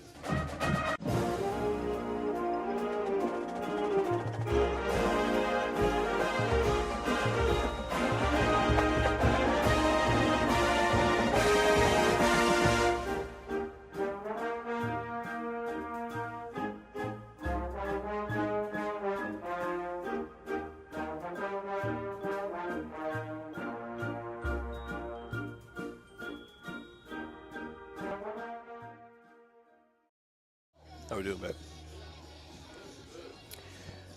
We welcome you back to Defiance. Bottom of the 4th, pitchers duel between Cade Carlin of Bryan and Cody Shaw of Defiance. Both pitchers have gotten into, but then also worked their ways out of various jams. We'll wait and see what 6, 7, and 8 for the Bulldogs can do here in the bottom of the 4th. Shaw will lead it off. Christian Conley on deck. Brez Zippel, after making that tremendous play deep in the hole at short, will bat third this frame. Remember last inning, Carlin threw 30 pitches, faced 6 batters, but Defiance did not put a ball in play. There were 3 walks, there were 3 strikeouts, and Defiance left them stranded. So right now, an opportunity for Defiance to find a way to get to the sophomore Carlin. On the afternoon, Defiance has yet to get their leadoff man on base. They've yet to pick up a hit. No runs, no hits, no errors. I wasn't going to say that, but yeah, you're right. They have not picked up a hit, and he's been, again, just lights out. And certainly you can see he's got a high upside, understands the game, understands the importance of, controlling the running game. He also understands the importance of controlling the count, but he had his struggles that last inning doing that, falling behind several Defiance hitters. No runs, 2 hits, no errors for Bryan. No runs, no hits, no errors for Defiance. And a scoreless ball game. And this one, a strike to Cody Shaw. He thought that might have been a little bit below the knees, but he doesn't make a comment. He just steps back. And now back in, awaiting the 0-1. We rode the ladder on him above the letters. I'd like to see the jugs gun on Cade Carlin. I know that Coach Walker said he's only operating in the upper 70s to low 80s, but from up here, as this one's well struck into right center field, on the way back and shading his eyes from the sun, Mason Welling with his first opportunity makes the putout. That's the first fly ball out of the game allowed by Cade Carlin. Yeah, there has been a lot of contact here by Defiance tonight, and you have to give Carlin the credit for that, but great read that time in center field by Mason Welling. He had to go a long way as he was shading Shaw to the left side, made a nice running catch to the right center field gap. And again, the leadoff man for Defiance is retired here tonight for the 4th time. Conley digs in, no official at bat as he drew a walk back in the 2nd. Bulldogs threatened in that frame. They actually put 2 runners at second base. As this one, a chopper, staying back at third is Kepler.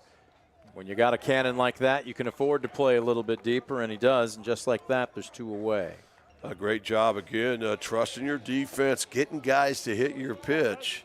And again, we've seen a nice comeback from Carlin after laboring that last inning with all those pitches and 3 walks. Now 2 quick outs, trying to retire the Bulldogs in order for the first time tonight. Brez Zippel, first pitch swinging, sends a routine ground ball to the shortstop, Heward. Throw was a little high, but a nice stretch by Dominic, and that will be a 1-2-3 inning. No runs, no hits, no errors, and nobody left the board. We are quickly through 4. Pitchers duel, no score here at Defiance. We're back after this on DCTV Sports.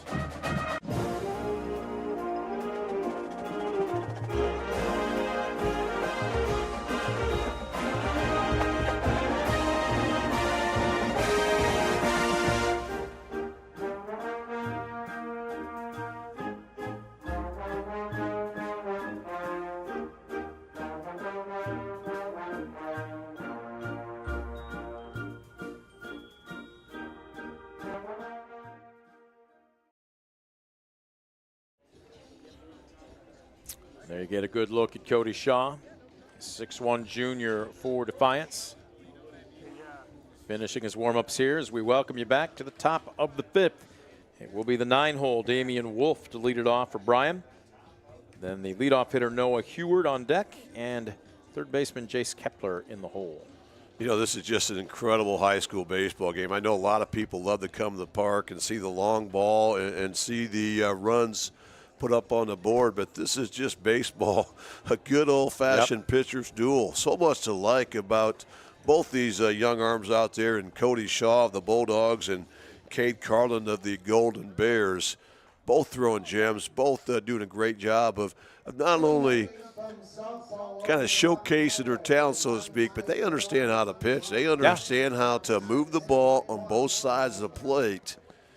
And again, in case you're wondering, in tight games this year, in one-run games, Defiance this year, 3-1. Bulldogs always seem to have an knack for pulling out close games. Bryan right now 0-3, so they've had some struggles. They've competed very well. But again, always tough to beat Defiance here. They're 7-1 at home this year. But meanwhile, Bryan is 6-2 on the road, so they're not afraid to come into some of these big venues and compete. And we're certainly seeing that here tonight. Bryan actually has a better road record than home record. As the 9-hole Damian Wolf will dig in, no official at bat as he laid down a sacrifice back in the 3rd inning. Want to know the count? Shaw bringing heat on the last 2 deliveries, but they've been high on both occasions. It's now 2-0. Again, you don't need to be too fine with a guy that's hitting $120 as this one lifted into the air. Shallow right center. Borton is over. This is still drifting over. It's actually going to be Stockman's ball, and he hauls it in for the first out. Well, that's big right there. Last thing you want to do in a tie ball game, fall 2-0 behind the 9-hitter. That time Shaw just reared back and challenged Wolf there with the fastball down the heart of the plate. Stockman hauls it in. Big first out again for Defiance. We didn't really touch on it. Matter of fact, we haven't touched on it at all because it really hasn't been as windy this afternoon as it has been, I don't know, say every day this last 8 weeks. But there is a bit of a breeze blowing across the diamond from left to right. The way Borton broke on that pitch, he looked like he had a beat on it, and it just continued to slice into right field, and give Stockman credit for also staying on it. It would be easy to defer to your center fielder, but that's just high baseball IQ by both those young players. Yeah, and they've been tested this spring. If you've been paying attention, the winds have really been swirling about every night. This is maybe one of the calmer nights we've had, but certainly a good breeze going across the field. If in case you're worried about the wind blowing out, neither one of these teams really home run teams. Bryan has not hit a home run all season. Defiance just 2. 2-2 to Heward, and it looked like, again, a late decision on the swing, but that's going to be a Premier Bank strikeout, and there's 2 away. Great job again by Shaw. You know, that's all you can do as a pitcher, go out there and compete. You'd love to have a 6-7 run lead or any kind of lead, but right now he's doing his part out there. He's locked in, and wow, he's really dialing. That's 8 strikeouts now for the junior. So here's Kepler digging in. Shaw will step off, regather himself. Kepler, no official at bat. Got a pair of walks. That one fisted into left center. Borton on the run, and it gets past him. It's going to roll all the way to the wall. Kepler rounding first. He's now rounding second. He's going to try for 3. The play at the bag. It's off the mark, and he is in with a 2-out triple. How about that? Bad wheels and all. Great swing there, but not too soon. I think he missed first base, and I think Coach Rick Weaver saw it. He jumped right over it, and we'll see if the officials saw it. That's going to be the key. Ligon steps on the bag, and he says safe. That time, Kepler dodges a bullet. He kind of lost his footing, went right over the base. But that ball was hit on the screws. Kind of surprised there, Brent, with 2 outs. No one on. Defiance was not in a no-doubles defense. Really kind of caught me by surprise. But that ball was laced there by Kepler, and now he's just 90 feet away from giving Bryan the lead. So here's Dominique digging in. Letter high fastball, maybe just a bit above it as he swings and misses. Kepler, again, playing with a torn ACL and a torn meniscus. And Scoop, how about this? That's his 2nd triple. As a 2-hopper to short, Zipfel. He just makes everything look easy over there. Score at 6-3 on the putout. And again, another base runner left in scoring position for Bryan. No runs, 1 hit, no errors, and 1 left aboard. We'll head to the bottom of the 5th. Anybody have some offense in them today? We'll find out if the Bulldogs do when we come back. You're watching DCTV Sports.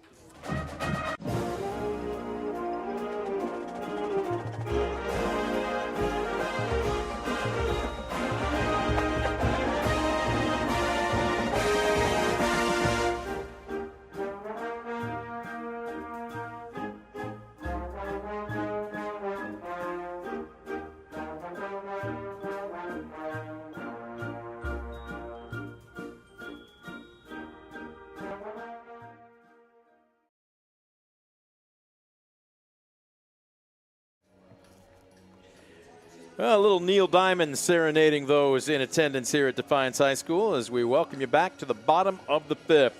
Pitchers, duel, and then some. For Bryan, no runs on 3 hits, 1 error. For the host Defiance Bulldogs, no runs, no hits, no errors. We'll see what the sophomore Cade Carlin can do against the 9-hole Cohen Stockman. And then the lineup turns over again. Brady Borton on deck, Torn Long in the hole. We're just used to seeing this type of baseball here at Defiance. You know, the last 3 times I've been here, several weeks ago, it was Bowling Green 3, Defiance 2 on an instant classic. And, of course, not too long ago, Defiance shut out Toledo Central Catholic here in a well-played and well-pitched game, 1-0. And now we've got a couple goose eggs up here as we enter the bottom of the 5th. Stockman takes one on the black on the outside corner. 0 for 1, struck out swinging back in the 3rd.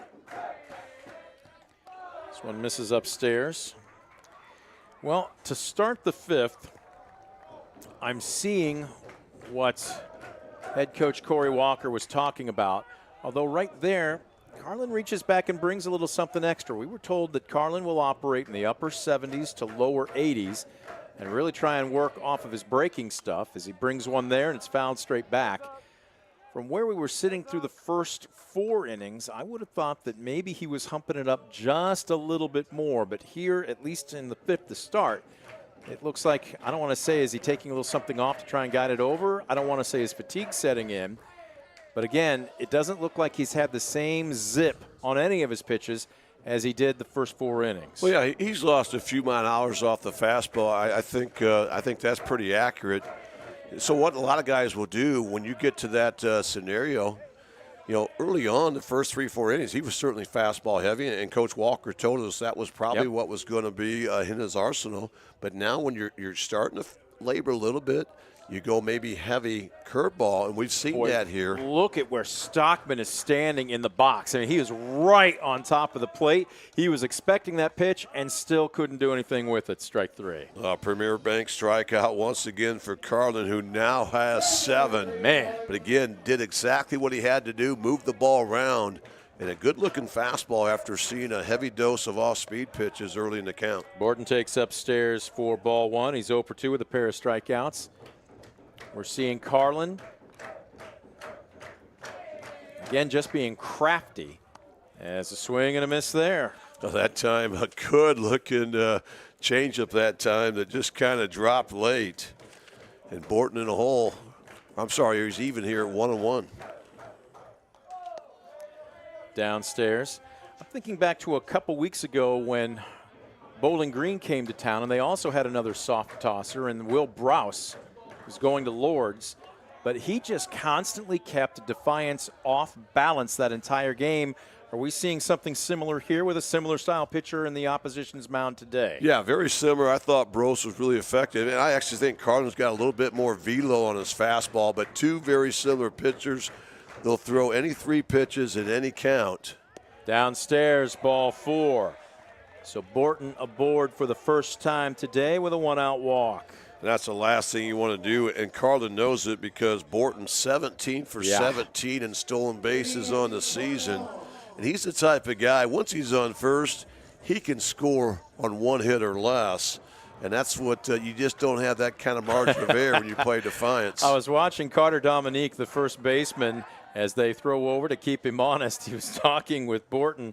My guess is he was making a plea saying, hey, take it easy on our freshman catcher, will you? Now wait till the second pitch at least before you go. I think that's what the conversation was, because he's certainly going to go on number one. Oh, good job that time. A little kick there, a little kind of hitch in the step there. As that time it kind of froze Borton up, so he wanted to go, and there's another throw over to first. A good scoop that time by Carter Dominic there to prevent that going into foul ground. Borton is certainly going. Yep. Question is now, how do you get him down? This is high baseball IQ by the sophomore pitcher for Bryan. You don't see a lot of kids modify like that, and he did a great job there. He did. He might come over one more time, but then you have to really hold the ball to disrupt his timing. Borton's going.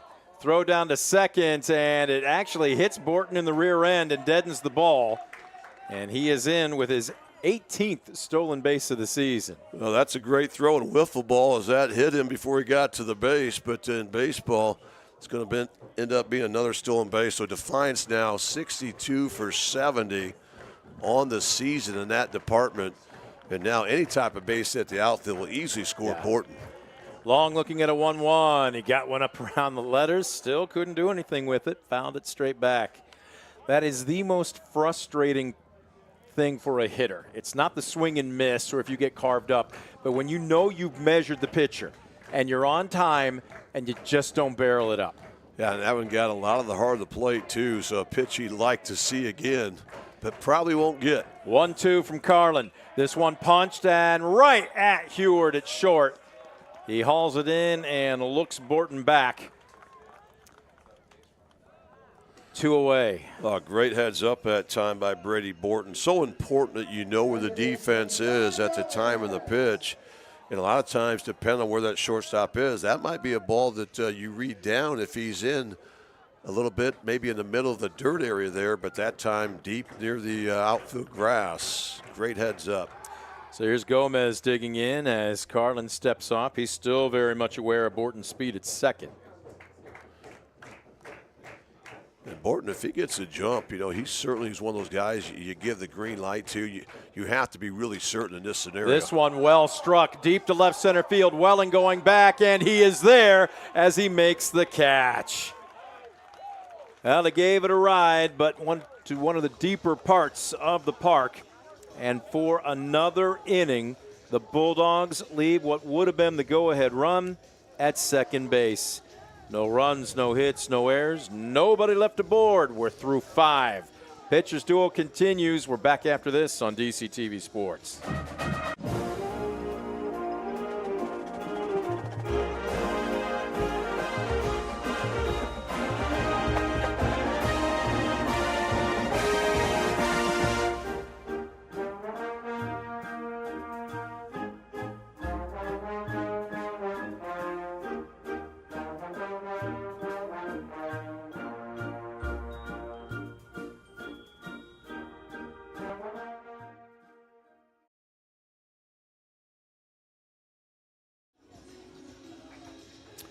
There you get a good look from our third base cam. Both our cameras on top of the respective dugouts today. Give you a little bit different perspective. There you see third base. Tremendous park. And there you see the dimensions. 325 down both porches. 355 to both the power alleys. And a little bit shorter, not a bandbox by any means, but a little shorter to straightaway center field at 375. As Cody Shaw will deal to 4, 5, and 6. Cole Uram, Lazarus Lane, and Carter Luce.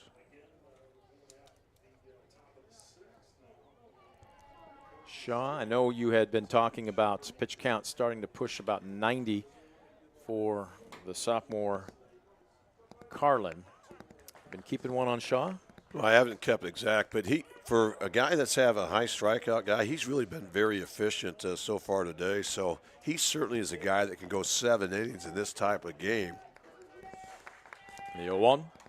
Swing and a miss. Boy, that was all out on the front foot. He finished with the left hand well out of the box. 0-2. You got him where you want him now if you're Shaw. We'll see what he elects to come with ahead in the count 0-2. That is not going to get an offering. Bouncing in the left-handed box. Shaw still learning the craft. He was a catcher up until this season. He still is, but pitching for the first time in his prep career, and he shows he's got a little zip left as he works his way toward the tail end of this one. Another swing and a miss. Another Premier Bank strikeout. Good-looking heater by Shaw, and you're right, Brent. He really understands how to pitch, and that time is able to set him up. He's also realizing, especially with his high velo, guys aren't going to typically hit him on one swing. You don't want to waste pitches. You want to be able to go deep in games, and he's really done a nice job of really trying to make quality pitches, even when he's been up 0-2. I'm not mistaken, as I do a cursory check in my book, that's strikeout number 9 for Cody Shaw. So he's dealing to Lazarus Lane. First one a little high and tight. Tries to snap one off there. Doesn't get the call. And again, also being a catcher, you know that you're not going to buy yourself a close call if you show up the umpire with body language. But you saw him just kind of hesitate and kick his leg out there. He thought that one broke the plate. This one does. 2-1. Well, as we've said before, Brent, Cody Shaw just seems to get better, more comfortable, more confident every time he steps out there on the bump. This one lifted into right center field. Couple steps over to his right, and Stockman puts the leather to it. 2 down. Great job again by Shaw, just trying to attack the zone early and often, trying to get Bryan to swing the bat. Early in the season, Shaw had a few more strikeouts than walk. Now it's getting near 2-1. Tonight, it's been 9 punch-outs, just 2 walks. So really starting to figure things out. Luce steps in, takes the first pitch slurve for a ball. Carter Luce, 0 for 2. He's gone oppo in both of his bats. A ground out to third, 1 to short. Brez Zippa will get another opportunity as this one's on the money. Score at 6-3, and it's another 1-2-3 inning for Shaw and company. No runs, no hits, no errors. Nobody left aboard. Does Defiance have any offense in them? We'll head to the bottom of the 6th. Back after this on DCTV Sports.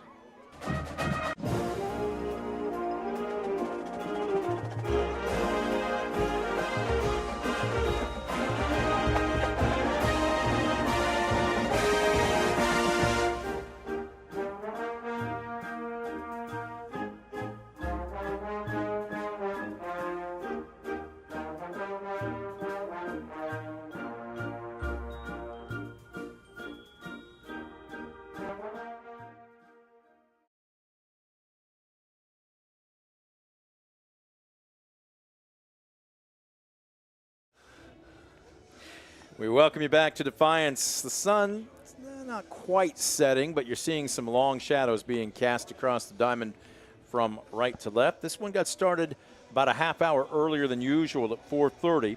Part of it, of course, because it was Veterans Appreciation Day, and also because there is rain anticipated in the forecast later this evening. We're just past the 6 o'clock hour. This one's been moving quickly thanks to the men on the mound. Shaw for Defiance, and this youngster right here, the sophomore, Gabe Marlin for Bryan. Last inning, they started to, I don't want to say team up, but make better contact. We saw a liner to short. We saw a fly ball deep to the left center field gap. We'll see if the top half of this inning was enough for him to catch his second wind, as he will have to deal to 4, 5, and 6. Rodenberger, Ligon, and Shaw. Well, you're right. Defiance has only had 3 balls to the outfield all night, and 2 of those 3 have come in the last 2 innings. So, the second time around, third time around, they're starting to get a little bit better quality swings, and certainly the pitch count may come into effect here as well with Carlin. Rodenberger 0 for 1 with a walk. That came back in the 3rd inning. Right now, just trying to get the leadoff man aboard. This one paints the black, and Rodenberger takes for strike 1. Yeah, Defiance is yet to get their leadoff man on base. 3 of the first 5 innings, it's led off with a strikeout. This one, a chopper to third, takes a candy hop for Kepler and across the diamond, and they'll have to wait another inning if they want to get the leadoff man aboard. Score at 5-3 for the first out here in the Bulldogs' 6th. Well, Kepler's just another solid player out there for Bryan. You can see easily why he was first team all NWA OAL last year as a junior. And wow, he looks even better this year, and he's certainly got a strong arm over there and a great glove. Ligon digging in. They thought they might have had that one framed up, and the freshman catcher Bukowski pounds the turf, saying, "My bad." If you Couldn't don't frame it. If you don't catch it, it's not a strike. No. So he's kind of frustrated at himself, trying to kind of bring that Oh, no, up. this one laced into left field, down the line, and Uran can't get there. It's going to roll all the way to the wall. Ligon standing up into second with a one-out double. That was hit on the screws. It really was. He turned that baseball around in a hurry.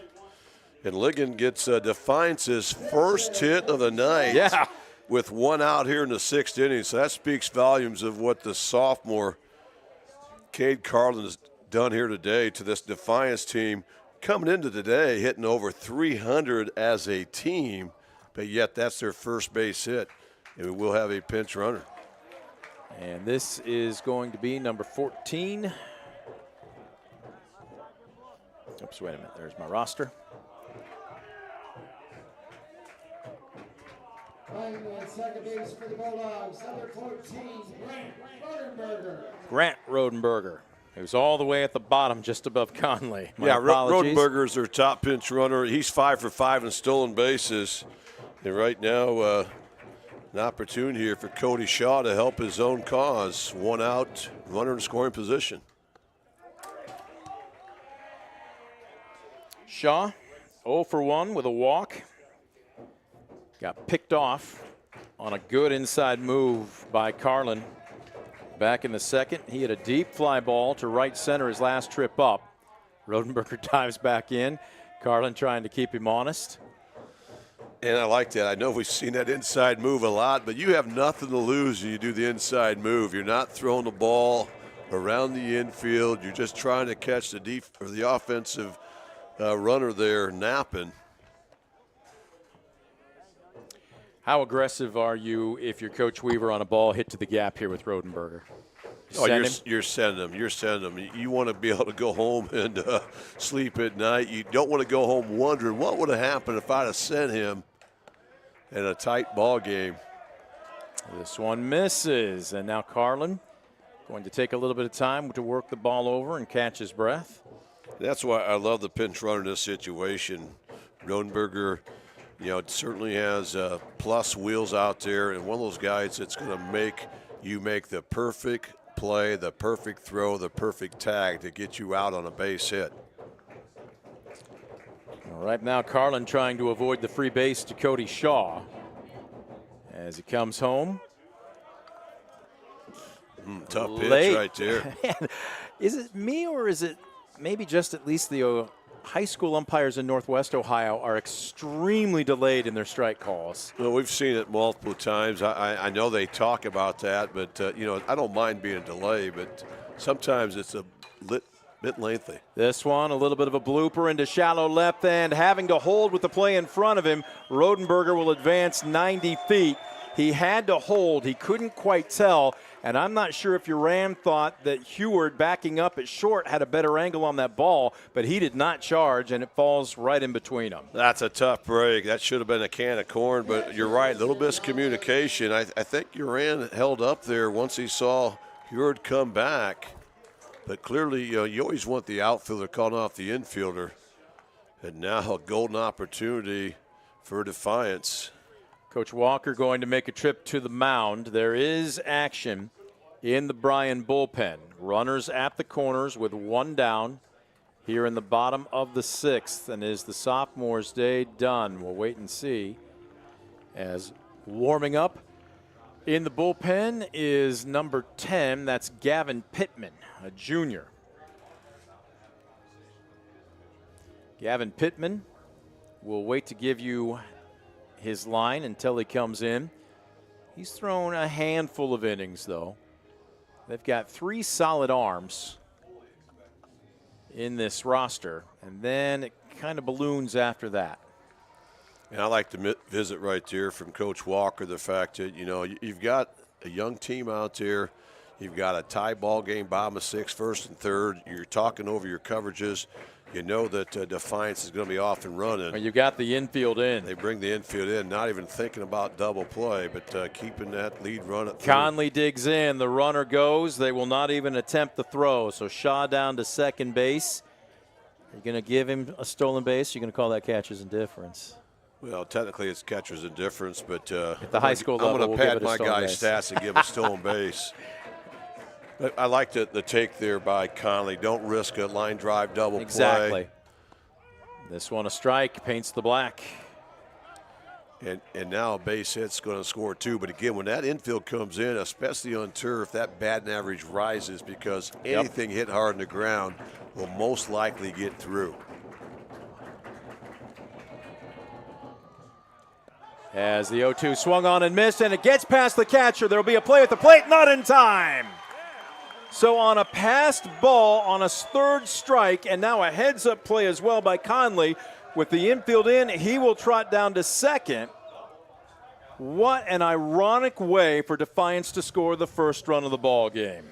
And great heads up that time by Conley. Saw that the Bryan infield was kind of out of position there. You know, normally on that wild pitch, it's the first baseman's job to back up the throw to the pitcher covering home because the shortstop middle infield needs to cover second base. But that time we saw Noah Hurd come in there to make that play. And that time Conley recognized it without hesitation. He goes standing into second base. So Defiance takes the lead, and that's going to be a tough break. Yep. Right now, Carlin going to see if he's okay after taking that shot there and that slide coming in home. And right now he's competing. You know, this has been a tough luck inning for him. Well, Pittman has waved his cap. He's ready, even though he continues to warm up. And you know he's got to be just got that sinking feeling in his stomach. And they are going to leave him in. So Pittman was lobbying to come in, but they're going to ride with the sophomore here, and this is really just now a test of mental toughness. Let's see what you're made of. Yeah, I think Zippel's a guy here that's going to maybe try to put down a squeeze bunt in this scenario. He handles the bat really well. A shot third, Conley at second. Late swing by Zippel. 0 for 2 today with a strikeout looking in the second and a ground out to short in the fourth. The norm for your squeeze is it comes after the first strike, so we'll see what Coach Rick Weaver elects to do. And here it is. It's the squeeze on. It's a safety. And Zippel pulls back and takes for a ball. Yeah, great job by Carlin. That time he recognized the squeeze was on, or the safety squeeze, so he threw it upstairs. Good hold that time by Zippel to work the count 1-1. On the way from Carlin, he elevated. This is popped up right side. Dominique is there. He's battling the wind, and he hauls it in for a huge second out. That was great pitch that time by Carlin, and a great play there by Carter Dominic that time. He was well in on the grass, and he did the smart thing, got back behind the baseball right away, then used the hat and glove to kind of shelter the sun. That combined with the shades he's wearing, that's a big second out. And right now, Carlin has to find a way to minimize things here in the sixth inning. 2 down, runners remain at second and third, and this one squirts through the wickets of Bukowski again. There won't be a play at the plate, and that is a huge insurance run as Shaw crosses, make it 2-0 Defiance. That first one was a wild pitch. How are you going to score that one? Well, that's a pass ball. You know, that time he was able to get a glove on that before it even hit the turf, and a ball that usually Bukowski's going to make. But again, that's what pressure and speed will do sometimes to a defense, and we've seen plenty of it here from Defiance in this crucial sixth inning. 1-0 the count. Stockman takes. Big insurance run for Defiance. As a matter of fact, looking ahead to the top of the seventh, Bryan knows now they're going to need at least 2, and it will be the bottom of the order for them as this one chopped down to first. Neatly gloved by Dominique. He'll kick the cushion, and that will retire the Bulldogs here in the bottom of the sixth. Not before they come up, though, with 2 runs on 2 hits. A wild pitch and a pass ball end up scoring the runs. They leave 1 aboard. We'll head to the top of the seventh. Can Shaw close out a complete game? Stick around. We'll have it for you. You're watching DCTV Sports.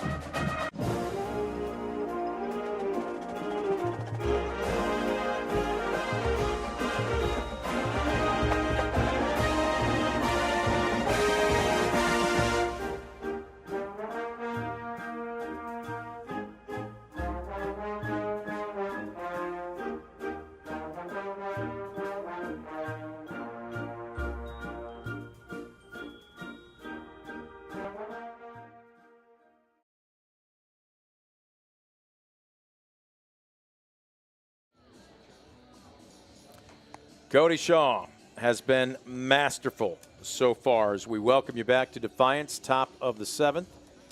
2 runs on 2 hits, no errors for the Bulldogs, no runs on 3 hits, 1 error for the Golden Bears of Bryan. Shaw will face the bottom of the order.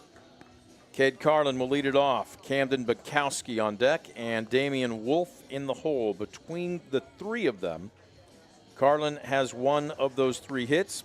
Bukowski wore 1, that back in the 3rd, and Wolf has laid down a sacrifice. So if there's been a productive part of the Bryan order, it's been the bottom 3rd of it. But Scoop, there's a huge difference between needing 1 and 2 runs. Oh, no question about it. You have to at least get somebody to set the table to get that tying run at the plate. So that's awfully big. But, you know, if you're Defiance, you can't let off the gas here because this is kind of the dangerous part of the order. If you let 1 or 2 of these bottom 3 hitters get on base, the lineup turns over to the meat of the order. So, you know, really it's like, oh, we don't want 7, 8, 9. Well, sometimes you do because if you can get a break, get one of these guys on base, that makes things a little bit tighter around the collar here for Defiance. But Cody Shaw, he's been tremendous. He really has been complete control. And the juniors just thrown a stellar game here this afternoon, trying to get the hardest 3 outs in baseball right here. Yep. Carlin will dig in 1 for 2. He struck out swinging to end the 2nd. He had a 1-out single, stole 2nd, but couldn't advance any farther in the 4th. First pitch swinging, popped back, and we'll see if we've got any fans with good hands behind home plate. Nothing doing. And that time, a very aggressive approach. A lot of times you see teams down 2 in the 7th where the zone gets a little tighter, take a strike. But that time, Carlin had a good swing, but a better fastball that time by Shaw. Shaw, high, tight, compact delivery. This one paints the black on the outside corner, and now he's ahead in the count 0-2. I love this shot from center field. It gives you a great look at the entire strike zone. This one misses low and away. A great job by Shaw. And again, we've talked about how he really hasn't wasted pitches. You know, that was a purpose pitch. Trying to nibble on an outside edge, but look for an attack right here in the 1-2. This one kind of clubbed down to first. Ligon is there, and he makes the put out unassisted. Bryan, leadoff man, retired here in the 7th. No, that's the perfect sequence that time by Cody Shaw. You talk about getting a guy in a negative count and then getting a guy to hit his pitch. That's exactly what he did. And now Defiance just 2 outs away from securing the win and also notching their 3rd shutout of the season. So here's Bukowski stepping up. Hit by a pitch in the 3rd. He wore it on the very first offering from Shaw. He struck out to end the next inning in the 4th.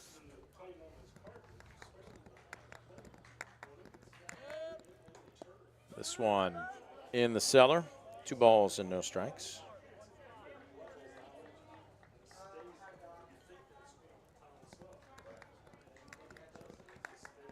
Shaw brings the heats, and there's a strike.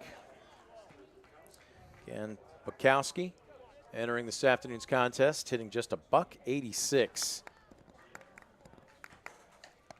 Fastball. Ooh, busted him inside up around the letters. So from low and away to high and tight. And the count all of a sudden now even to 2 balls, 2 strikes. So right now Shaw's dealing a lot of confidence in that fastball. There's a good one right there. A great job of just spoiling it by Bukowski.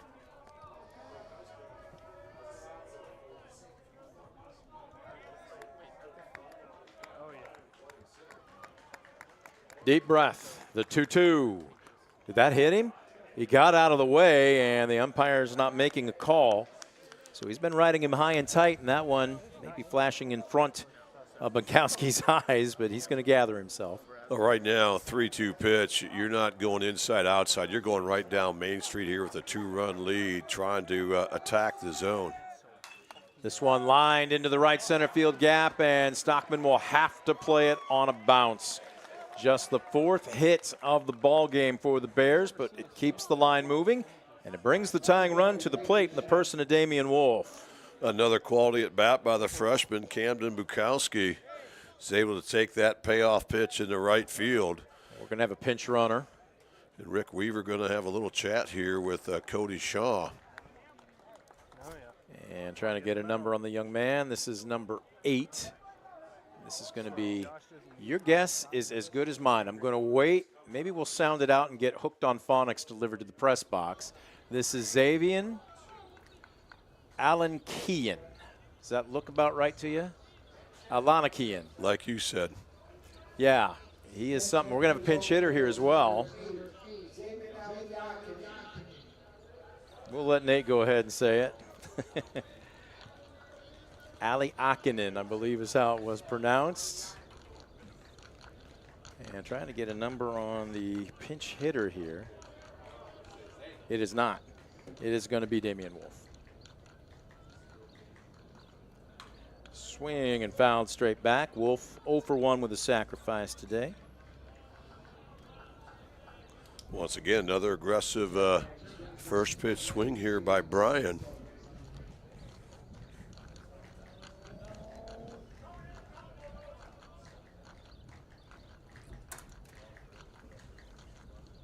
Oh, 1. That one bounced about 3 feet in front of the plate, and yet Wolf couldn't lay off of it. He's looking skyward, wondering what just happened. Strike 2. Great pitch by Shaw. You talk about pulling a string. I'm not sure that even hit the front of the batter's box. Yeah, there's dirty, and then that was there's filthy. 8 feet below the sewer. That's what that pitch was. My goodness. And he doubles him up on it, but this time Wolf does a good job of checking his swing. Well, I like the idea. You know, worked the first time. Let's try it again. You're up 0-2. But again, now you have to really execute here, make a quality pitch as the top of the order is in the on-deck circle. Right now, the tying run is at the plate. As Long deals this one a chopper to third from his knees. He'll go to second for 1. The relay, it takes Ligon off the bag, and a play at second. The throw from Ligon. They get him at Gomez. And how about that? The most unorthodox double play you're going to see to end the ball game.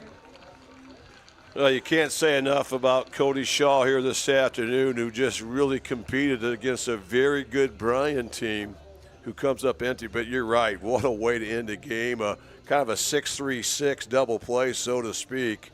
And that time, maybe Wolf just trying to be a little bit too aggressive there. You know, if it's a one-run game, certainly you're going to try to make that play. When you're down 2, that first run really doesn't mean a whole lot.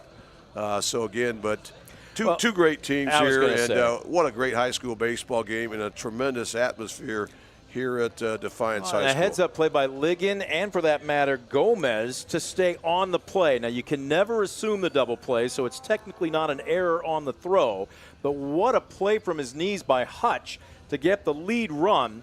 Then the throw was wide, but Ligon stayed on it, and Gomez got back to the bag, and like you said, Wolf just got a little too aggressive, and he is out for the final out at second base. Well, the thing is with Wolf there, on probably 95% of high school diamonds, you got a chain link fence over there. The ball, you got more room in foul ground. You're going to get to second, but here we've seen that carom off that right side where it's cement there, the padding down low. We've seen that bounce over and over the years here at Defiance. So one of those situations where you didn't really know the field well enough, but again, not to take away from a fantastic game played by both teams here today. You know, both these coaches got a lot to be proud of this afternoon. So what we're going to do is take a quick timeout. When we come back, we'll have our Brunswick Eye and Contact Lens Center post-game show. Coach Weaver will come up and join us as well. Defiance grinds out a 2-0 win against arch rival Bryan. We're back with more right after this on DCTV Sports.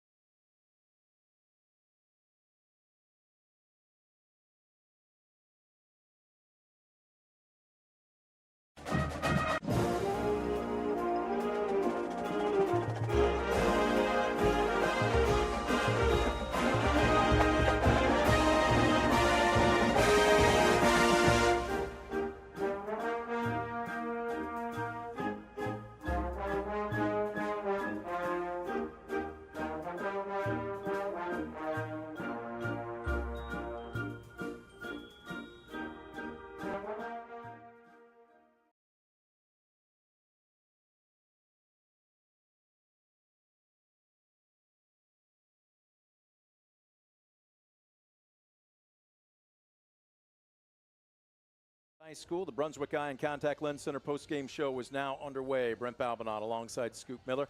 It was a pitcher's duel here this afternoon as Shaw for Defiance and Carlin for Bryan just simply battled each other for really the entire ball game. Ironically, a wild pitch and a pass ball allow for the only 2 runs to go up on the scoreboard, and Defiance takes it by a final of 2-0. Scoop, what a tremendous ball game. Oh, what a great ball game. We've seen so many over the years between these 2 great rivals. And again, just a key marquee non-league matchup. But you have to really feel for the sophomore Cade Carlin this afternoon. He threw a dandy. He's sitting on a no-hitter entering that 6th frame. And really just gave up that 1 solid hit there with 1 out in the 6th inning. And then a little miscommunication on the fly ball led to kind of a bloop single there. And then the pass ball and the wild pitch kind of spelled the end. And that was more than enough for Cody Shaw, who was just masterful for Defiance once again here tonight. With the win, the Bulldogs now 14-2 overall. This is out of conference, but again, you want to build momentum as much as possible going into the tail end of the season. Again, they're going to play every day next week with the exception of Friday. So trying to get in the schedule that was pretty much washed out through the early part of April. On the flip side for the Golden Bears, they fall to 10-8, and they'll be playing every day next week with the exception of Wednesday. So really no opportunities to practice, so to speak. I know coaches always say we'd like to have practice. Players say they'd like to have games. Well, the players are going to get their way next week. And credit these pitchers. They did what they had to do. They rested the bullpens. Neither team had to go the pen today. And when you've got that many games on the horizon, you certainly want to get the distance out of your guys. But no reason to take either one of those guys out here this afternoon. They just were hitting their spots. They were in command. And, again, Defiance, give them credit. They find a way to win a ball game with just 2 hits. That speaks volumes. Cade Carlin for Bryan goes 6 innings. The sophomore scattered just 2 hits. He didn't allow an earned run. He walked 7 and struck out 7. Remember, this is just a sophomore, Scoop. The ceiling very high on this underclass. Yeah, he was incredible. You know, it's easy to be nitpicky, but again, he was so good in so many areas. And I love the maturity out there as a sophomore. I mean, he held a very speedy Defiance running game in check. Remember, they had a lot of opportunities because really the only chink I thought in Carlin's armor was the fact he issued 7 walks. You're kind of playing with fire, especially walking guys that have the ability to turn a walk into the single with the speed, or I'm sorry, a walk into a triple with the speed they have. We saw a few stolen bases. But again, this is why it's so fun to watch this rivalry, because a lot of times when you have a non-league game where you've got multiple league games during the week, you're going to see a high-scoring affair here because teams are getting into their pitching staff, and that wasn't the case here this afternoon. No. These guys are quality starters for anybody. And again, Carlin's certainly the hard luck loser, but what can you say about Cody Shaw? I was about to say there's another guy on the bump today. Back-to-back shutouts for Shaw just speaks volume. You just don't see that in the high school ranks very often, if at all. Shaw, 7 innings pitched. He scattered just 4 hits, did not allow a run at all. He walked 2, struck out 9. He did have the hit batsman, but Scoop, when he needed an out, when he needed a quality pitch, he reached back and got. Yeah, his body language I thought was just excellent. You know, he's a guy that, you know, even if he doesn't get the call, you can't tell if it was a ball or strike. He wants the ball in his hands. He wants to go out there and make the next pitch. And I like his maturity as well. Remember, this is the guy that really spent the majority of his career behind the dish on the other end of it, on the receiving end, but yet he understands how to pitch. And early in the season, I thought he was troubled by getting in a lot of 3-ball counts. His, walk strikeout ratio was a little bit high, but 9-2 as far as strikeouts and walks, that'll win you a lot of games. Let's go ahead and take a look offensively. Again, just 4 hits scattered for Shaw. Noah Heward went 1 for 3. Chase Kepler, with the torn ACL and torn meniscus in his knee, legged out a triple. He actually went 1 for 1 with a pair of walks, and then it was the bottom of the order, hitting in the 7-hole. Carlin tried to help out his own cause, going 1 for 3, and Camden Bukowski, the freshman catcher, also going 1 for 3. On the flip side, for the Bulldogs, just 2 hits, and it came in the 5 and the 6 spots, but it came when they needed them. Khalil Ligon ripped one down the left field line. He went 1 for 3 with a run scored, and Cody Shaw, with that bloop single just over the shortstop's head to left. He went 1 for 2 with a run scored as well. It was that fine a line between the difference between a win and a loss this afternoon. Yeah, and that's where Defiance has always hung their heads. You know, they're now 4-1, or I'm sorry, 5-1 in games decided by 2 runs or less. So they have an knack for kind of pulling out games, but because they do the little things, they don't beat themselves. They take advantage of the few freebies they had here tonight. And again, they pick up an impressive non-league win. I think this game is going to help both these teams when the tournament comes around the corner, which is not too far down the road, we should say. The fact that you each saw a quality pitcher, you saw some pretty good defenses, you tried to play small ball, you tried to steal a run, you tried to steal some bases, and again, Defiance just, again, you have no room for error when you're playing Defiance, and Defiance was able to cash in on that. Really, that wild pitch and pass ball, that was the difference. Coach Weaver's up in the press box. He's making the media gambit. We're going to take a quick timeout. We'll have him when we come back. The Brunswick Eye and Contact Lens Center postgame show continues right after this. You're watching DCTV Sports.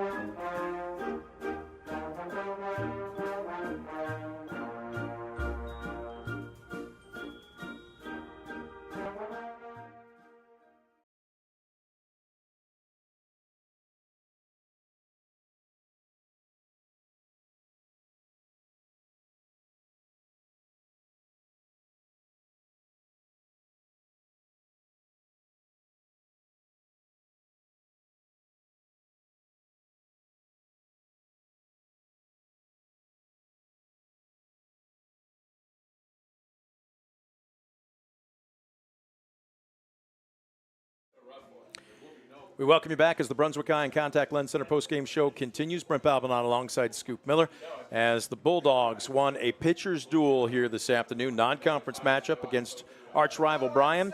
No runs, 4 hits, 1 error for the visiting Golden Bears. 2 runs, 2 hits, no errors for the host Bulldogs. And yet, ironically, the 2 tallies that were scored between both teams came on a wild pitch and a passed ball, respectively. Scoop, they don't ask you how, they just ask you how many at the end of the season, and Defiance found yet another way to win a ball game. Yeah, just a razor-thin margin of error, and Defiance was able to cash in. You know, ironic how well this game was played to really be decided on a wild pitch and pass ball. But again, kudos to both these teams.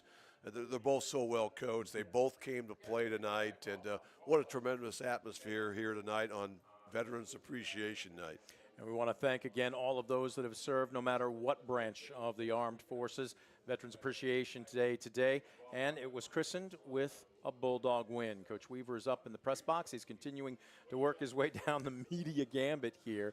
We are at the far end, but we anticipate having Coach on here in just a couple minutes. No rest for the weary, Scoop. As a matter of fact, as I look down here and double check, tomorrow, home versus Olentangy Berlin, and then next week, every day but Friday.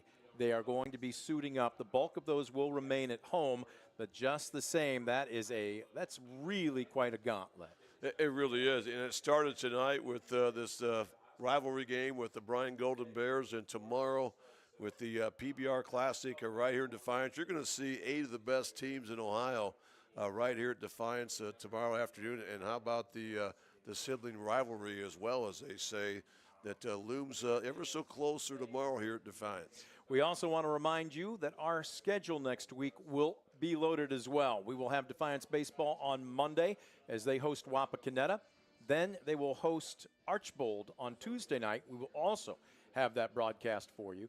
Wednesday night, that's church night. Everybody take it off, catch your breath, get a little bit rested, because softball has begun its postseason. We will be on the air Thursday at Ayersville, and then Friday right back here, but on the other side of this complex, as Defiance softball team will be hosting a district game, correct? Yes, so we're going to have a lot of baseball and softball next week for you. Yeah, fun time this season as the softball tournament starts. You know that means baseball tournament just a week behind that. But again, these kids put in so much time in the off season, during the season, and this is really the reward when you get a chance to make a tournament run. And I think the teams we're covering this year certainly have a chance to do that, each and every one. And don't forget, Tenor drew the #1 seed in their bracket as they well. Yeah. So some very strong softball, but we'll get a chance to see Kendra Waldron for the Pilots on Thursday, and then right across the complex here, it'll be Tegan Zipfel. And again, as we talked about, it's not how you start, it's how you finish, and all 3 of the area softball teams that DCTV has been covering are finishing up very strong. Yeah, and I think they all have a really legitimate shot to make a deep tournament run. So, again, very exciting time for those guys. But again, that's what it's all about. You know, you kind of take your lumps during the season. You try to schedule up. You try to schedule heavy where you get tested easy. Maybe you get some holes exposed early on, but you make those corrections. You want to be playing your best ball at the right time. And I think all 3 of those schools are really doing that right now. Again, Coach Weaver will be joining us here in just a couple of minutes as Defiance picking up their 14th win of the season against just 2 losses. Again, remaining unbeaten. This was a non-conference matchup. They were 7-0 in the WBL this season. But you know that they are thinking one game at a time. That's coach talk. But it really is the way that this team, very mature, very high baseball IQ, is also approaching things. Yeah, you have to. You know, the most important game all season long is always the next one. That's where you have to focus. If you do that, that's how you get better. So for Defiance, this is a great win, but they want to come back tomorrow even a little bit better. And then the next game becomes that big WBL showdown with Wapakoneta right here at Defiance. Remember, Wapakoneta, just a game back or half a game back of the Bulldogs, trying to get a piece of that WBL crown. Again, we are going to take a quick time out. We believe we will have Coach Weaver when we come back. The Brunswick Eye and Contact Lens Center postgame show continues right after this on DCTV Sports.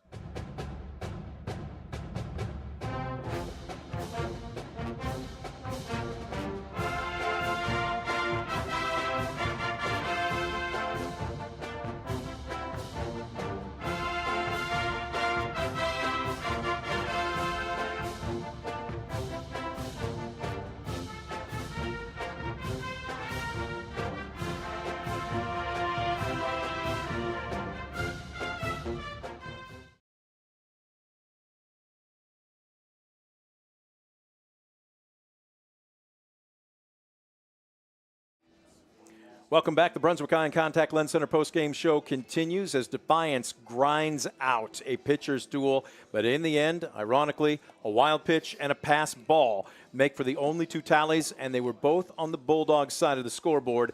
2-0 over arch rival Bryan. Coach Weaver joining us right now. Boy, you look like you played. It was a little warm down there, was it not? Yeah, I'm not used to sweating this spring. It was a lot of warm out there, but I'll take it. It felt like baseball weather. Small price to pay, right? Absolutely. We can start in a number of different ways, but let's start on the bump. Again, Cody Shaw, 7 innings, scatters 4 hits, doesn't allow a single run, kept the free passes to a minimum, just 2 walks against 9 strikeouts. How far has he come since he took the mound the first time? Unbelievably how far he's come. Super proud of him. I mean, he battled, he competed.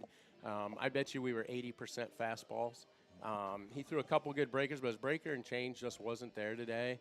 And he just competed and battled. And he texted me today about fourth period and said, "I want this game bad, Coach." So I love that. You love that kids want to compete, and anytime you can beat a quality program like Bryan, you'll take it.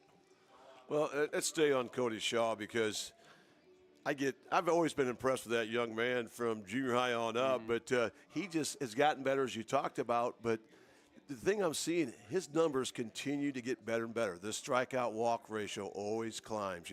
He's getting in fewer 3-ball counts. The 9 strikeouts, 2 walks a night. What's been the biggest thing? Has it been maybe a physical thing where you're working on technique, or has it been maybe the mindset maturity out there in a bump, or maybe a combination too? What do you think? I think it's a little of both.